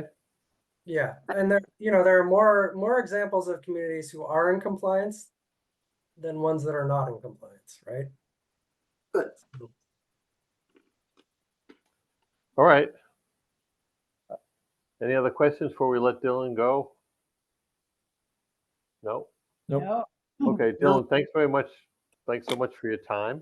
and your energy and effort with this. No problem. And I'll be back in touch with you. Sounds good. Okay. Thank you I'll be all. in touch with you tomorrow, Dylan. Okay. Thanks so much. Thank you. Yep. Take care. Have a good Night. night. Two. Okay. Well,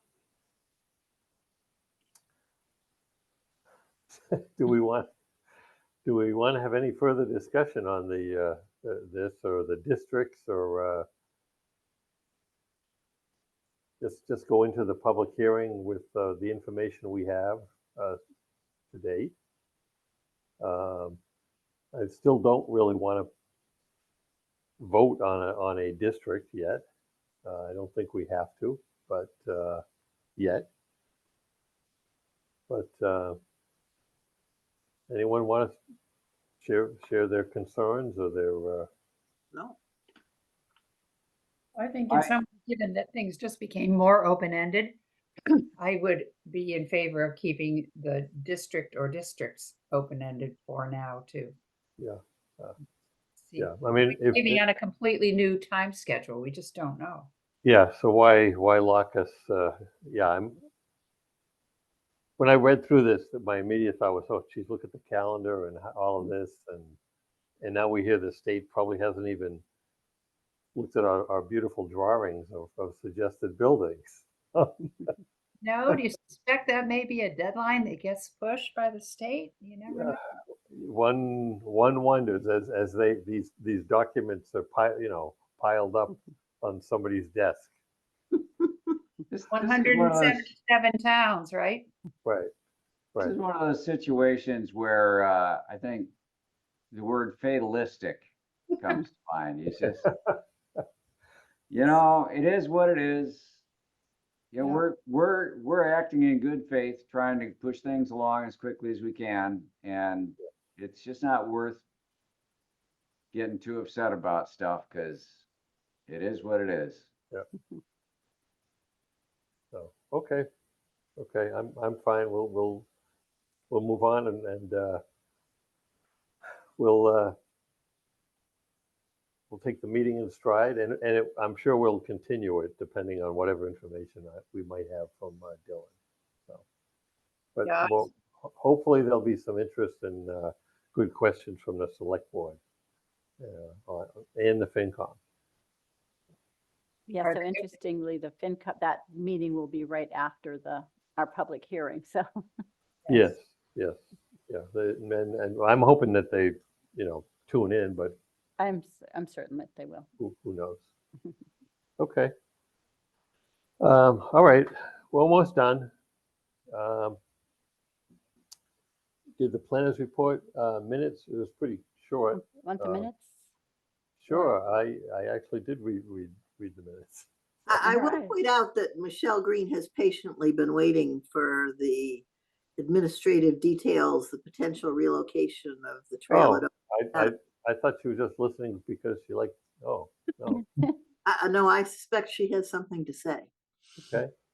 Oh, well, yeah. We can go right there. That's fine. Sure. Sue, do you want to talk about the relocation of a trail at Ocean Meadow? So I will just talk about the administrative piece. I'll let Michelle talk about the other. So just briefly, there's some question about whether they should change the alignment of it. Now that is a deed restriction that was in that subdivision. And I was just wondering what the board would want for a process to potentially move that. Well, what's envisioned here? I might be out of the loop on this. Yeah, no. It's kind of new and bubbling up. So it's, there was an alignment that, and I don't have a map to show you. There was an alignment that didn't work with an existing fence, so they thought about moving it over a little bit. One of the neighbors didn't really appreciate that. Basically, to kind of get away from the woes of neighbors, it could be skirted around the edge of the property and come out directly onto the road and just kind of stay away from abutting properties and just go along the Meadowbrook, the Ocean Oh. Meadow property and then cross the road and then go back down to Way to the river. way to the river. Thank you. Boy, I think I'm following, but some sort of even just a hand-drawn diagram would be really helpful here. Michelle might be able I to can pull that share my up. screen. I have the two concepts up. She And is it's amazing Main for that. host. And Thank who you. is it, Michelle, who's it that's, welcome. who's making this request? I can give more background on it if it's helpful. Yeah. So this overall, this goes back 10 years or so. So the Ocean Meadow Trail, it's a trail easement. It's on a conservation restriction. The trail easement and the conservation restriction are held by the Conservation Commission. They goes to the back of Dan Lord's property on Main Street, and that it meets up with an ECTA trail easement on Dan Lord's property. And then it crosses onto Paul Kelly's property with another ECTA easement, goes down his driveway, and that's where someone would cross way to the river. At some point, and Deb, you might have a better idea on it, maybe 2015, 2014, Dan Lord put up a fence on his property line along the Kelly property line and the Ocean Meadow property line. That fence has a gate in it on both lot lines. The gate where it meets the property line with Ocean Meadow is close to Paul Kelly's property, and that's about 45 or 50 feet off of where the recorded official trail easement is for the Ocean Meadow Trail. So we have the Ocean Meadow Trail goes to a fence. There's no gate in that location. And then the ECTA Trail continues from a gate that the Ocean Meadow Trail doesn't line up to. So Do you have that sketch you can share? yeah, I just need to be made host so I can screen share. Oh, Oh, I maybe you can share without it. Okay. Sorry, I meant to tell you that. you're good. Okay. Can you all see? Yes. Yes. Yeah. So Angus sketched these out. Well, Angus and I sketched these out. So this is probably a good starting point for the lay of the land. So obviously Main Street, way to the river, the Lord property, the Kelly property. Sorry, I'm on my laptop, so I'm not not cooperating with moving. You can kind of see the red dashed line here. This follows the Ocean Meadow Trail. It doesn't end here. The easement continues roughly where this blue dashed line is. But as you can see in the aerial mapping, it's all overgrown because that blue dashed line goes to the Lord fence. Lord's gate is here. The trail easement that's recorded in this location is only 8 feet wide. And like I said, this is about 40 feet off of that. So this was something that Carol Lloyd of ECTA brought up to me back when I first started, maybe like October 2021. And we went out and looked at it, and then it kind of didn't have any traction because ECTA was working with Kelly and Lord. There's another, unrelated to the town's interest, there's another gate in here, and there was a question from Kelly about whether the trail that ECTA holds is valid down his driveway. So it kind of sat for a while. ECTA and Kelly went to court over ECTA's easement. And this fall, I don't know, maybe November, December, ECTA reached out to see if the Conservation Commission would reach out to Ocean Meadows to see if Ocean Meadows would be agreeable to relocating this trail easement about 40 to 45 feet towards Kelly's property. So it aligns with the gate. Someone could use the whole trails as they're supposed to. Ocean Meadows has a lot of reservations on that. It depends on who you ask if those reservations are founded or not, but they are really sticking to them. And I think, overall, they're ultimately their neighbors with Kelly and Lord, and they don't want to be seen as a problem in this situation.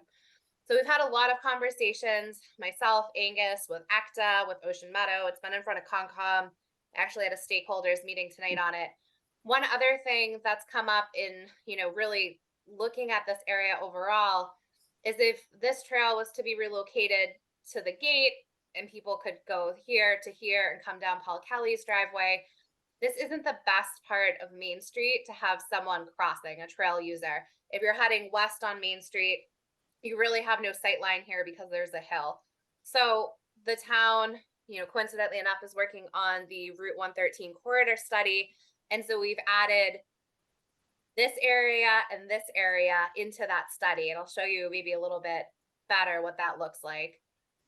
So concept one, we're calling it, would be the relocation of the Ocean Meadow Trail to line up with the ACTA easements and the existing fence and the gate, and then to look into some type of crossing here. Again, a lot of pushback from Ocean Meadows on this. Kelly, maybe Right. not in love with it. And then, oh, go for it. Let me interrupt here because Yeah. I need to get up to speed. So Sure. do the Lord property, Yep. The Lords live there? Yep. Yes, Okay. And there's an easement on the Lord's property along that property line that could be used? Yes. it was originally given by B. Downey before she passed away. I remember. Okay, good. And are the Lords not thrilled with the idea, or are they okay with it? I was gonna let you take that, Deb. Lloyd seems more flexible. Lloyd seems more flexible on it than Kelly. Kelly and Lord don't get along very well, so it is a very complicated moving target here. There's a gate here and the gate back here. You know, originally after Kelly and ACTA settled, you know, to some agreement in court, Lord said, "Well, okay, but I'll only move one gate. I'll only move this gate further down so people don't have to walk on Kelly's driveway as much."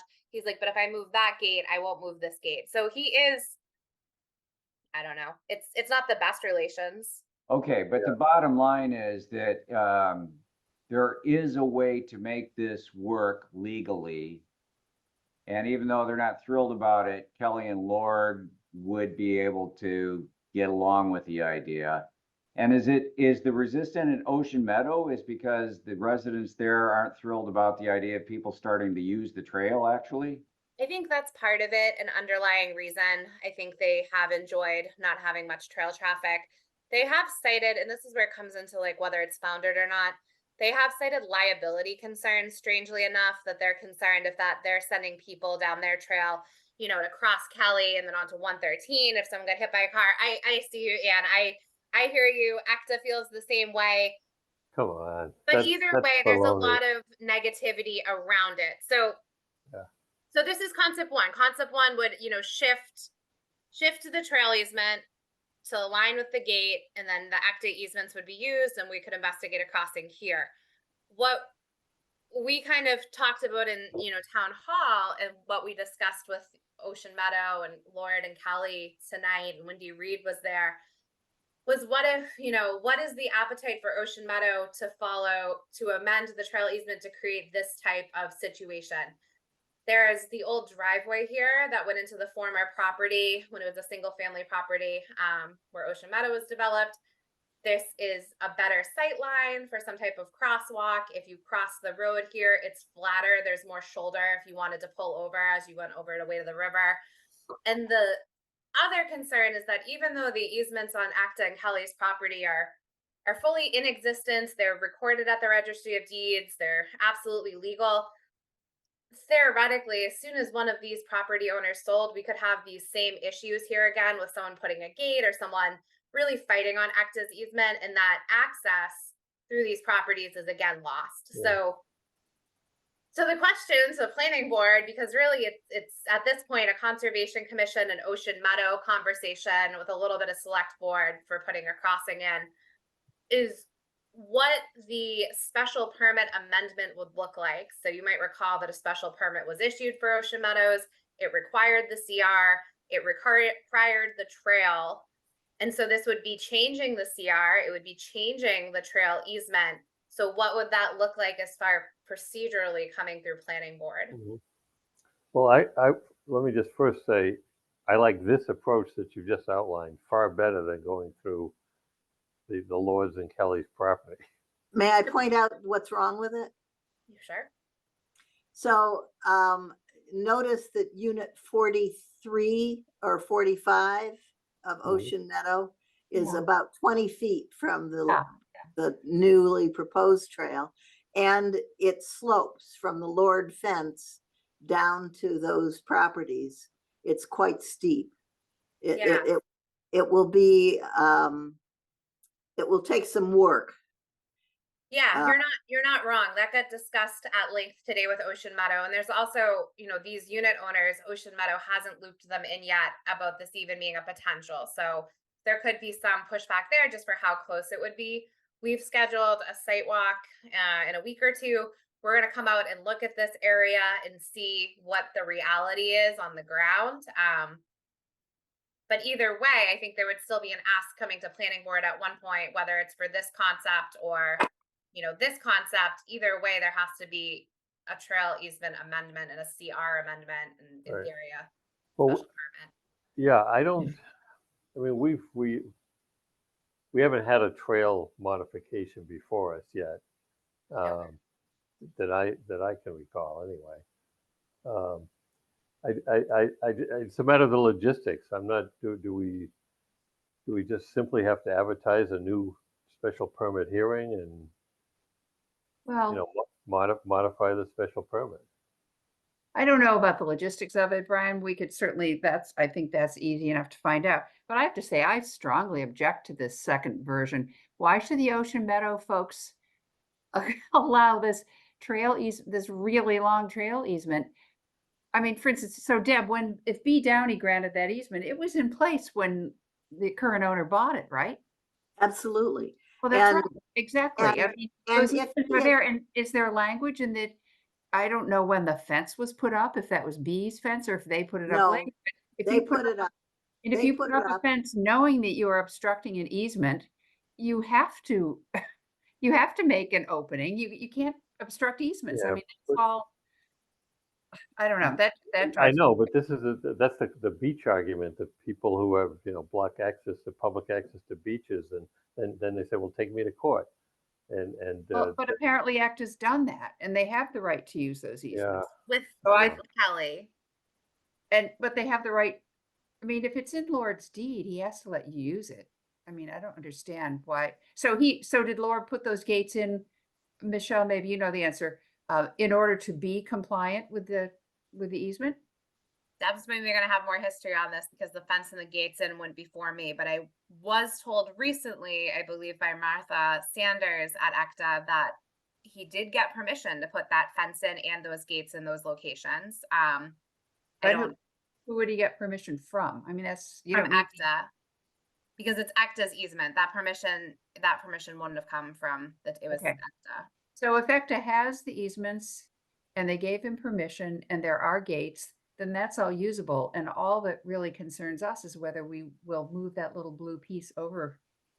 Well, hold on here. I gotta point out, the amount of money and effort to make the change in the easement is huge. Yep. The cost to put a new gate in a fence is $1,000. Well, that's true. Maybe he just has to move it. I mean, that's where the trail is, right? Yep, that's the solution right there. But he's been reluctant to do that, and it was ECTA He's that been came looking for us to find a solution. So this is Well, what we are well- working with. Right, in the but, realm of but, what we but can. I would say that. Which I appreciate, and I'm glad that this is finally being addressed, Michelle. Don't get me started on the trail easement at the end of Bailey's Lane, for example. But Exactly. all I'm saying is, Right, you're even right, Greg. even if you were to sell cookies at the food mart, and give the Lord property owners $1,000 or whatever to do the gate, I mean, that's so much easier just to put in a new gate than move an easement and go through all the legal machinations and filing fees and public hearings and. Yeah, we've explained that to ECTA so far. And Deb, I don't know if there's a more recent update that has been talked at length with ECTA about the amount of costs and work it will take. It's not as easy as, oh, the trail's now here. It's like you said, it's filings, it's legal documents, it's survey, all at a cost.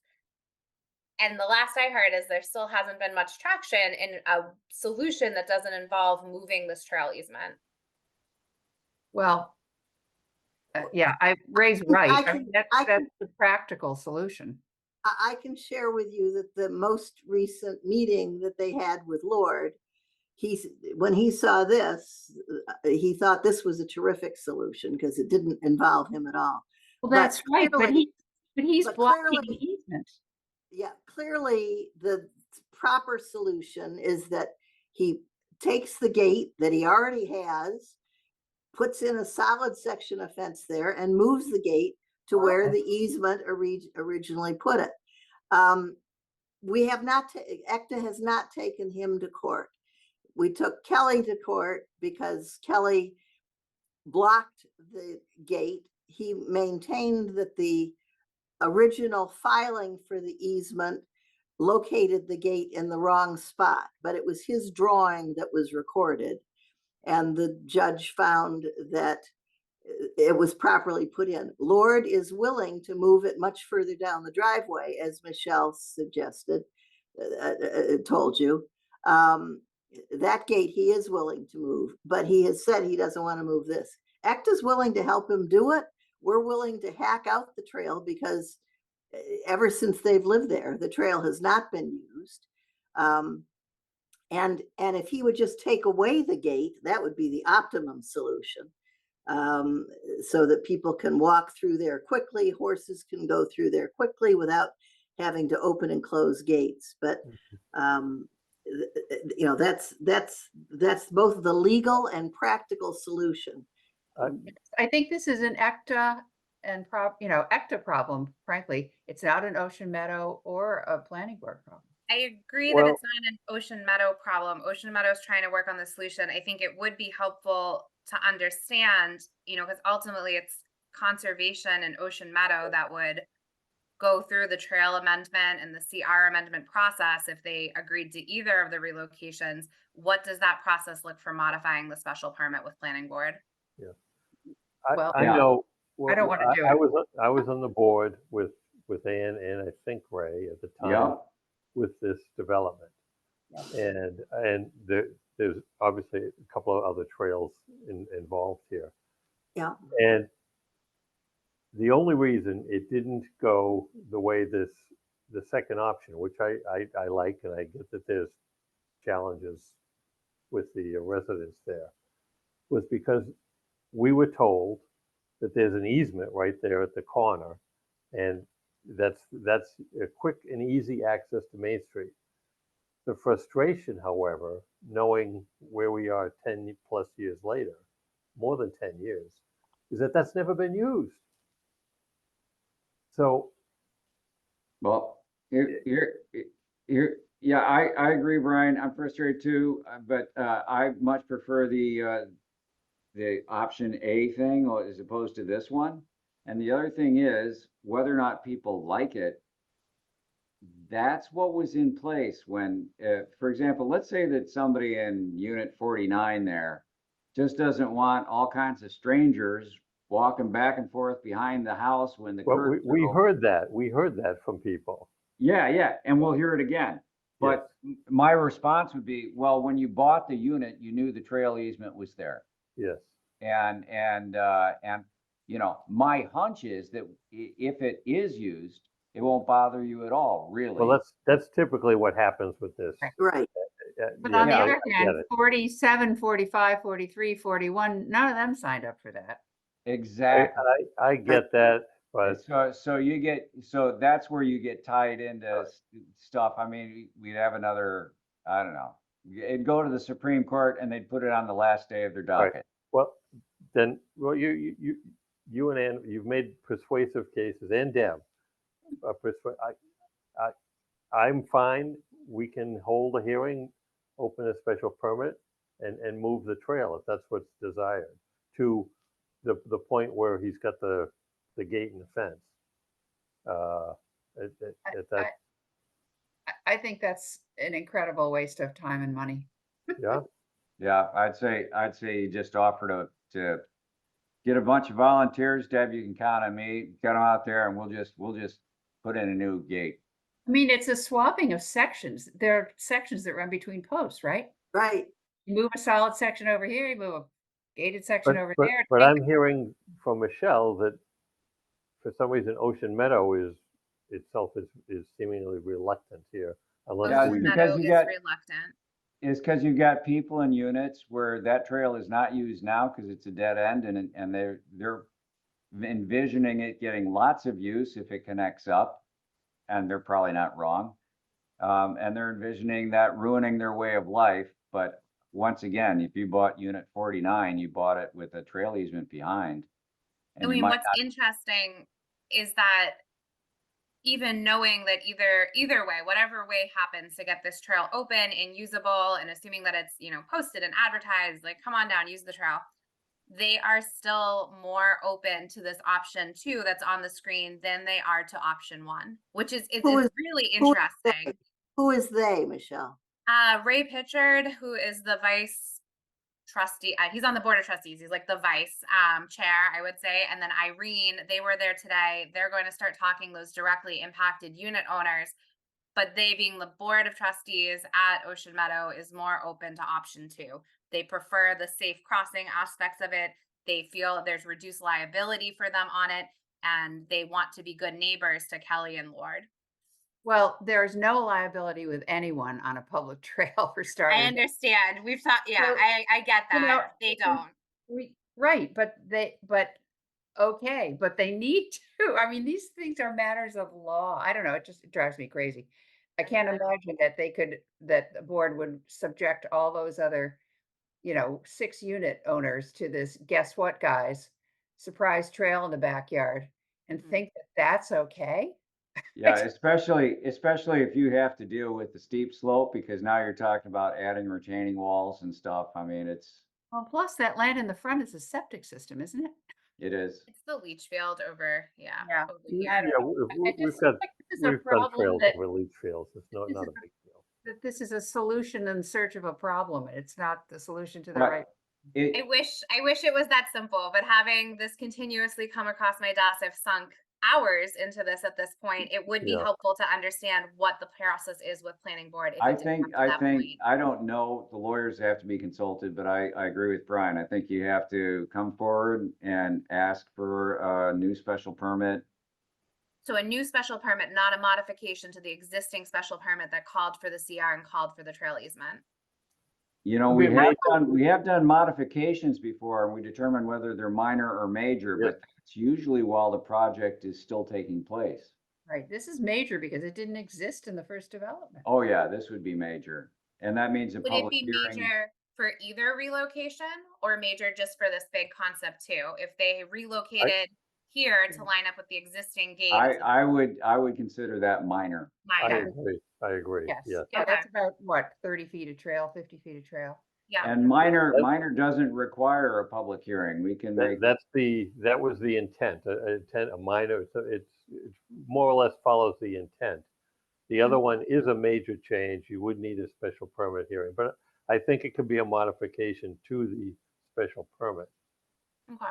Um, Okay, that's really helpful. That was honestly what I hoped to gain from this, because we didn't really know in town hall what that would look like if either of the options Yeah. were decided on.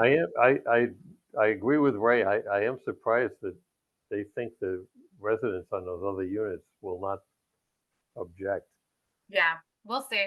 I hear you. I mean, it is pretty close.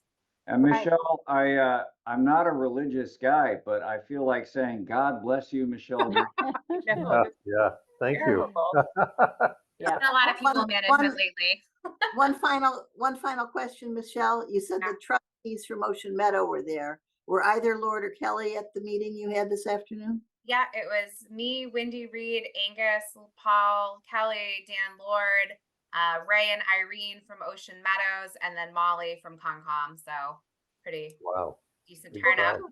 Yeah. Of course, Kelly and Lloyd wanted off their property, but they, They I don't know. so interestingly enough, they understand that if concept 2, the one on the screen right now, is what the town's working on, ACTA's made it clear that ACTA is going to continue to work with them on their property. So, I mean, it is interesting because even if everyone today was to sign on the concept 2 is what we're doing, it doesn't get rid of the easements on their property, but they're still more in favor of this. So, Brian, I just Okay. wanted to confirm, did you say that you think that it would be a full amendment, either option to move it the 40 feet and or to move it to full?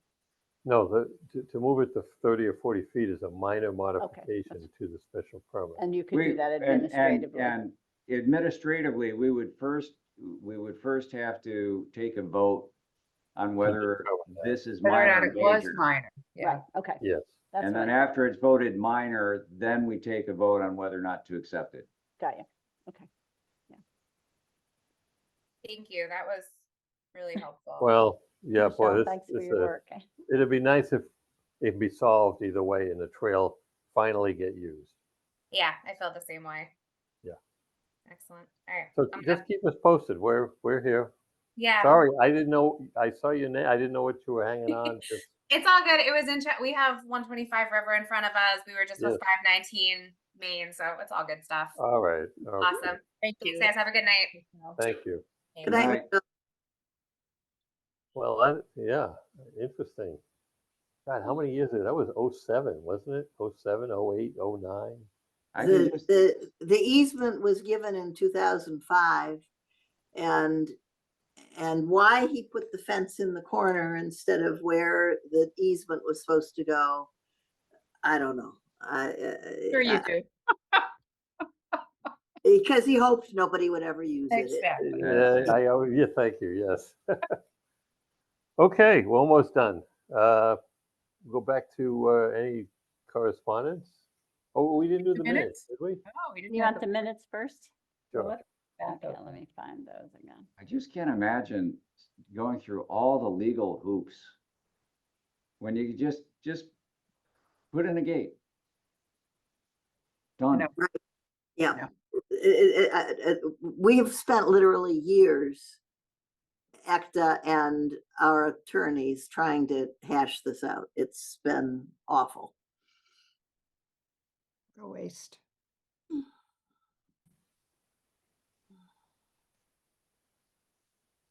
Okay, anybody have comments? Page 1?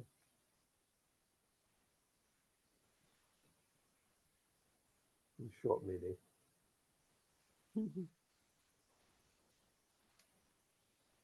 Okay, page 2.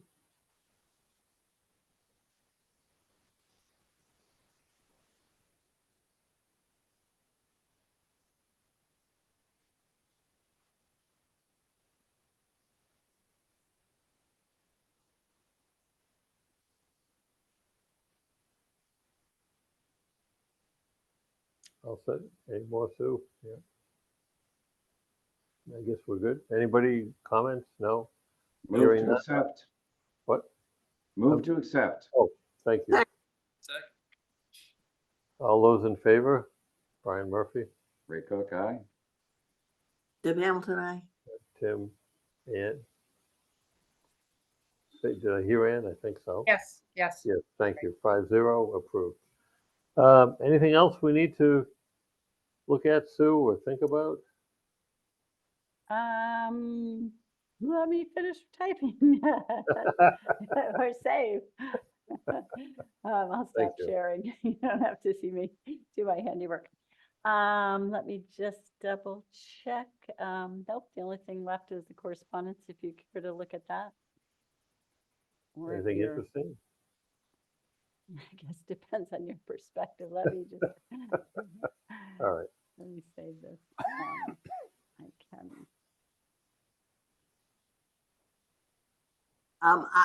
One thing that may or may not be in correspondence and that you may not know about is that apparently the town of Newbury has adopted an anti-rodenticide bylaw that they can't use mouse killers of a certain nature on town-owned land. And this is going to become a bigger and bigger issue. You kill a mouse in your yard and the owl that eats it also dies, and the fox and the the other creatures. It goes up the food chain. So Sure. this is going to be a bigger and bigger issue, and it was discussed at the West Newbury Wild and Native meeting last week, and I was asked to bring it to your attention. So I've done that. Topic for good. another. Yeah, is but you know, the owl dies and then next thing you know, your dog is out in the backyard eating the owl. Yeah, yeah. And filling our backyards with pesticides. I mean, it gets to the tick sides and mosquito sides and all of that as well. Yeah, It- I it all- know. I It all know. keeps going up the food chain. Don't my get me ne- my started, neighbor Deb. Says, I don't have any ticks over here.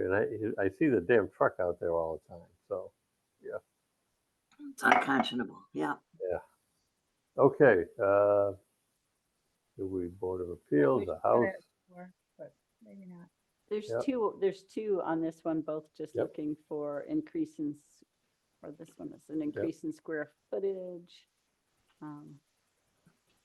Another one.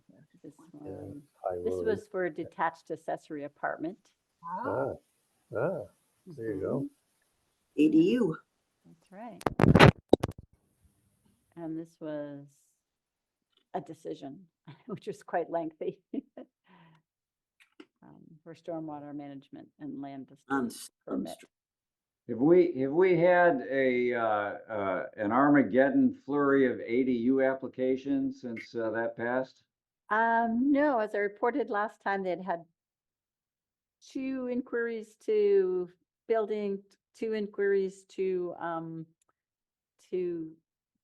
Paul, and I think Paul said he had kind of upped it. I think 5 people have talked to him to date, but none have, put in an application for So either. It's gonna be I fine. think people are thinking about it, but I don't like Yeah. it as proven in many other places. There's no grand, Well, if they go to rush. get some estimates of work done, that'll scare them. right? Yeah, Yeah. jeez. Well, what was he, $900,000 Yes. for a Unbelievable. beyond. duplex? Isn't Yep. that unbelievable? Yeah. Yeah. Tim, your wife must come back with the stories and you say, how the hell does this happen? Yeah, I know. You think What of are- like the what are we talking first time about? home buyers and, yeah, I know. The cost of it's those, shocking. yeah, it's wild. What was 900,000? Oh, The units, The Mr. unit. Deer Carl's Run. each units are duplex. Oh, you're right. Yeah. 875 to 925 range. Yeah, unbelievable. Yeah, you remember, Deb, when no house had sold for $1 million in West Newbury. Sure. And now any condo on High Street in Newburyport is over $1 million, $1.8 million, $2 million. Yeah. It's Looney Tunes. Yeah. Okay. That's it. And thank you. Good meeting. And So just, I think I might be reconsidering. I might just take my laptop so I can accommodate you. I'm down there to watch my daughter play lacrosse. She's got 3 games next week. So oh, we're good. taking I don't know, there's a lot of value in family down. disconnecting. Yeah, I know, but we're in such a time crunch and I feel like I don't want anything to slip between the Well, lines. So at the very least, I will be in touch with Dylan via phone and Brian. And you may see something from me. We'll see. Well, whatever as you long as decide. you don't spontaneously combust. Yeah. I might from the sun. I don't know. Cheering 'em. It'll slow everything down if we have a crisis with our town planner at this point. It's true. That's good. There's Brian, no if you hear, crisis. if you hear anything, Brian, from Dylan that you want to pass on, that would be interesting. I certainly will. Yes. Yeah. No, I would. So yeah, I'll keep them up to date. Don't worry. So Okay. whatever. You go home, pack, and make sure you use number 30 out there. 15 is no. Go to 30. Right. Yeah. Right. And Or I more. will let you know where I've put the thing to sign. Papers. Yep. Yes. Yeah, the papers to Yeah. sign. Perfect. Okay. Good. All right, Right. everyone. Thanks, everybody. Thank you. Take care. Thank you Watch so out for the much. rain tomorrow or tonight. or Right, whatever it is. tonight. Have a good night. Good night. Right. Night.